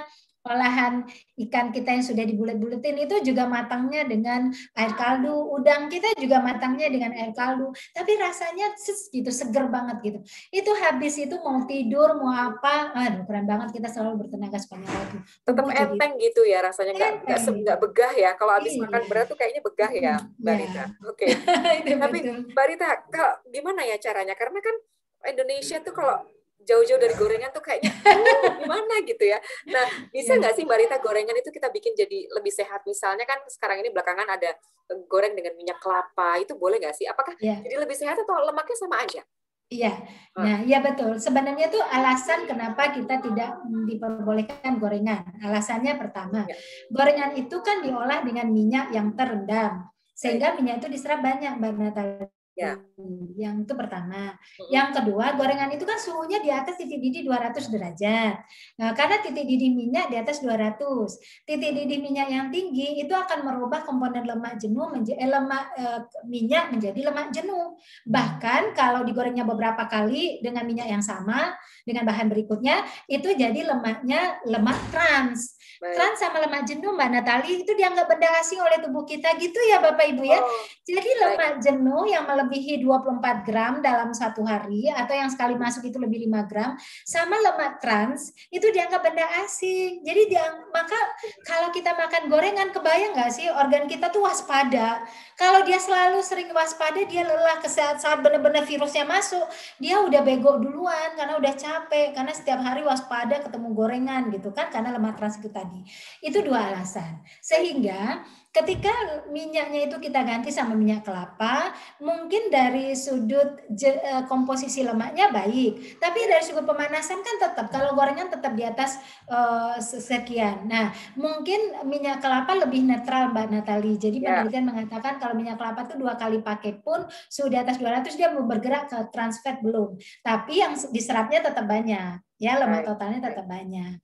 Nah, jadi itu alasannya. Sehingga kita menyarankan memang teknik pengolahan yang kita ubah, bukan gorengannya. Nah, Mbak Natali ada cara yang mirip-mirip dengan gorengan. Tadi ada juga teman-teman yang di WA, air fryer boleh nggak? Ya itu tadi air fryer itu kan solusi juga karena menyerupai. Cuman gini, Air fryer itu juga kita harus cerdas memilihnya. Kalau bisa air fryer itu yang suhunya bisa diatur. Supaya gini Mbak Natali, supaya kita nggak ada, kan gini, kalau lemaknya udah nggak ada masuk tuh, karena kita air fryer nggak pakai minyak kan, jadi kita nggak dapat lemak jenuh, tidak jenuh, nggak ada. Tapi kalau suhunya tetap dia semirip sama suhu penggorengan di atas 200, kan mikronutriennya rusak juga. Asam aminonya berkurang juga gitu. Jadi artinya kita rugi aja. Ayam yang harusnya 7 gram protein kita cuma dapat 5 gitu kan ya. Ayam yang justru ada zinc kita nggak dapat zincnya karena rusak sama suhu tinggi. Saya ingat kemarin tuh ada air fryer yang bisa kita setel suhu juga. Jadi kita pakai di 120 atau 180. Nah, itu kan nggak ngaruh ke arah situ gitu. Ya. Nah, itu satu. Nah, kemudian Mbak Natali, solusinya lagi nih pansir, Mbak. Jadi gini, kita pakai teflon anti lengket nih. Minyaknya sedikit aja diolesin gitu. Nah, nanti kan makanannya udah kita matangin dulu. Misalnya ayamnya kita ungkep sama bumbu kan udah matang tuh. Nanti ayam itu kita pansir. Nah, itu mirip juga sama gorengan rasanya karena ada lezat-lezat suhu pansir itu tadi. Tapi suhunya nggak tinggi karena minyaknya cuma olesan dan minyaknya nggak terendam. Jadi nggak ada tambahan minyak yang banyak. Iya, gitu. Itu coba nih tipsnya teman-teman. Nah, satu lagi tuh Mbak Natali, ada juga tuh. Saya kemarin kan buka bersama Mbak Natali. Jadi tuh pilihannya memang risol gitu-gitu lah ya. Tapi saya kepengen makan juga. Ya, itu memang solusi paling terendah lah, tapi tetap aja bisa jadi strategi juga, tapi nggak bisa dipakai terus-terusan karena nggak terlalu baik juga. Maksudnya nggak terlalu maksimal menghilangkan lemak ya. Jadi saya ambil tisu Mbak Natali, saya ambil tahu isinya, saya giniin dulu.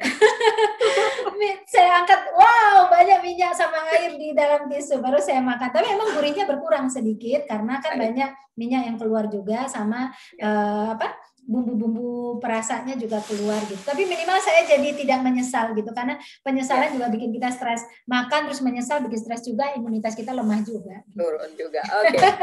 Pertanyaan dari Mbak Yulia Rahma, apakah banyak makan gorengan itu bisa juga menyebabkan asam urat naik, Mbak Rita? Ya. Nah, asam urat itu terjadi karena pertama adalah hasil metabolisme dari purin. Nah, purin itu ada di mana? Purin itu ada di jeroan, gitu ya. Purin itu ada di protein hewani. Purin itu juga ada sedikit di tahu, tapi nggak banyak. Di kacang tanah juga ada sedikit, di kacang mede juga ada sedikit, gitu ya. Di sayuran hijau juga ada sedikit, ya.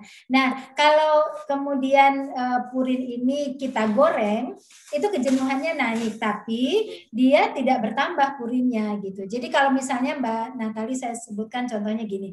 Saya makan singkong goreng, kan di singkong nggak ada purin gitu ya, terus saya goreng gitu, tentu saja itu tidak akan meningkatkan asam urat saya, tapi ada tapinya lagi.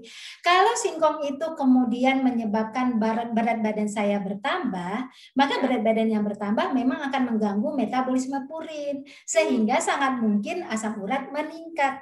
Karena metabolismenya terganggu akibat kenaikan jumlah lemak di tubuh saya. Jadi secara tidak langsung makanan gorengan berhubungan dengan peningkatan asam urat, tapi secara tidak langsung kalau jenisnya tidak mengandung purin. Tapi kalau yang digoreng itu ikan goreng, ayam goreng, itu langsung ke peningkatan asam urat. Begitu. Oke, sudah terjawab ya Mbak Yulia Rahma. Jadi memang menjadikan atau pemilihan nutrisi atau makanan yang dikonsumsi selama bulan puasa ini menentukan juga ya nanti sistem kekebalan tubuh kita akan seperti apa. Baik, nah mungkin Mbak Rita ini karena waktunya juga mulai terbatas, mungkin ada pesan-pesan yang ingin disampaikan kepada teman-teman di sini mungkin atau juga yang akan menonton, karena tayangan ini juga akan ditayangkan ulang ya untuk teman-teman yang bertanya apakah materinya Bu Rita bisa didapatkan. Jadi acara ini akan ditayangkan ulang di kanal YouTube Gramedia Pustaka Utama ya teman-teman semuanya. Linknya bisa didapatkan di profil Instagram lewat jam 3. Silakan Mbak Rita, ada yang ingin disampaikan terkait dengan gaya hidup antivirus yang tepat sekali untuk dilakukan ya di masa pandemi seperti ini. Silakan. Oke Mbak Natali, jadi closing statement saya adalah bahwa perubahan gaya hidup di situasi pandemik menjadi hal yang paling penting untuk kita lakukan, karena itu adalah senjata yang paling kuat untuk kita bisa bertarung melawan virus corona tadi. Dan gaya hidup sehat ini tidak hanya berdampak pada keberhasilan melawan virus corona, tapi juga kemudian terhadap kualitas kehidupan kita. Namun untuk mendapatkan gaya hidup yang sehat tentu saja dengan membaca sumber-sumber yang terpercaya supaya kita kemudian tidak salah dalam menentukan keputusan pemilihan gaya hidup yang tepat. Demikian Mbak Natali. Baik, terima kasih banyak Mbak Rita. Jadi dapat disimpulkan juga memang bahwa tadi ya gaya hidup antivirus ini tepat untuk diterapkan di masa pandemi dan mungkin kita semua saat tengah berpuasa seperti ini untuk meningkatkan sistem kekebalan tubuh tadi. Yang di dalam buku ini juga dijelaskan secara gamblang dan dengan bahasa yang sederhana gitu, bahwa sistem kekebalan tubuh ini berguna untuk melawan virus dan juga bakteri yang akan masuk ke dalam tubuh ya, termasuk salah satunya adalah virus corona. Jadi yang penting juga untuk kita lakukan teman-teman adalah memperhatikan asupan nutrisi. Buku ini juga direkomendasikan untuk dibaca di masa pandemi dan juga pada saat bulan Ramadan, karena menjelaskan secara rinci juga step by step untuk memperbaiki gaya hidup sehat ya, termasuk diberikan lebih dari 30 ya resepnya kali ya Mbak Rita ya, banyak sekali soalnya. Termasuk juga ada daun-daunan yang juga dipakai atau bisa diolah untuk dijadikan resep olahan, misalnya smoothie komplit, kemudian juga minuman rempah, dan masih banyak lagi yang lainnya. Oke, Mbak Rita, sedikit saja untuk menutup sesi kita hari ini. Selain asupan nutrisi, tadi disebutkan juga aktivitas olahraga, lalu kemudian faktor lingkungan, seberapa besar pengaruhnya untuk menyempurnakan gaya hidup sehat antivirus ini? Iya, betul. Nah, jadi exercise itu tujuannya kita lakukan adalah satu, meningkatkan sirkulasi darah kita. Jadi sirkulasi darah itu kan yang membawa zat gizi sampai ke sel-sel kita. Jadi dengan exercise itu meningkatkan sirkulasi darah kita. Dan yang terpenting penelitian mengatakan, Mbak Natali, 20 menit setelah berlatih masih ditemukan kegiatan aktif dari sel darah putih. Jadi sel darah putih jadi lebih aktif ketika kita melakukan gerakan-gerakan terstruktur. Nah, sel darah putih kan adalah salah satu komponen yang berperan dalam imunitas kita. Jadi exercise harus kita lakukan. Ketika exercise belum bisa kita lakukan, berawal dari hidup aktif. Hidup aktif itu gampang, Mbak Natali. Hidup aktif itu adalah pastikan kita dalam satu hari langkah kita tuh 7.000 sampai 10.000 langkah. Itu hidup aktif namanya. Atau kalau nggak sempat melangkah, pokoknya kita ada kegiatan berpindah setelah duduk. Jadi coba pastikan duduk kita itu setiap setengah jam atau 1 jam tuh kita harus lakukan berpindah. Nah, tapi hari ini kita 2 jam duduk, maka kita harus banyak berdiri nanti setelah ini, gitu ya. Itu kan cara-cara hidup aktif yang kita lakukan, gitu. Jadi istilahnya tuh jangan jadi kaum rebahan, jangan jadi mager, gitu ya. Mager. Ya itu yang tentang aktivitas. Jadi itu bagian. Nah, berarti saya ingin katakan tubuh kita punya lambung, punya usus, maka kita harus makan kan, gitu ya. Tubuh kita punya otot, punya tulang, maka kita harus gerak. Ya, itulah kenapa gerak dan makan itu menjadi satu piramida gizi seimbang karena menyangkut komponen tubuh kita. Baik, secara keseluruhan, kerja kolektif ini namanya ya, dari dalam tubuh kita sendiri. Terima kasih banyak Mbak Rita sudah bergabung bersama dengan kami hari ini untuk topik yang menarik, manajemen gizi di bulan puasa. Dan sebelum kita akhiri, saya juga ingin mengajak teman-teman semuanya untuk berfoto bersama ya, Mbak Rita. Kita foto sama-sama dulu, karena acaranya virtual, jadi boleh dibuka videonya, teman-teman. Kalau ada yang masih ditutup videonya, boleh kita langsung saja panggilkan juga Mbak Mimin. Mbak Puji, silahkan diambil alih untuk foto bersamanya ya. Oke, terima kasih Mbak Indri. Oke, teman-teman, boleh dibuka videonya. Ya, masih aku tunggu ya. Ini ada 2 slide. Nanti aku hitung 1, 2, 3 per slide-nya. Oke, kita mulai ya. Slide pertama, 1, 2, 3. Slide kedua, 1, 2, 3. Oke, terima kasih banyak teman-teman. Terima kasih banyak Mbak Puji. Saya juga ingin mengingatkan teman-teman bahwa buku ini ada diskon ya, 30% di Gramedia Official Shop Shopee Mall dan juga di GPU Official Store Shopee berlaku sampai dengan akhir bulan April 2021. Dan juga ada diskon 30% untuk e-booknya di Gramedia Digital dan ini hanya berlaku untuk hari ini. Ini saya rekomendasikan sekali bukunya, juga lengkap dengan resep-resep sederhana yang bisa kita coba untuk di rumah dan jadi menu berbuka puasa bersama dengan keluarga. Pasti akan enak banget dan juga sehat ya pastinya. Baik, kalau begitu terima kasih banyak Mbak Rita. Sampai kita ketemu lagi lain waktu ya. Terima kasih banyak juga teman-teman yang sudah bergabung sore hari ini. Saya Natali Indri pamit undur diri. Terima kasih, selamat sore dan selamat berbuka puasa nanti bersama dengan keluarga. Wassalamualaikum warahmatullahi wabarakatuh. Waalaikumsalam warahmatullahi wabarakatuh. Terima kasih Mbak Natali, Bapak Ibu semua. Terima kasih. Sehat selalu. Sehat selalu.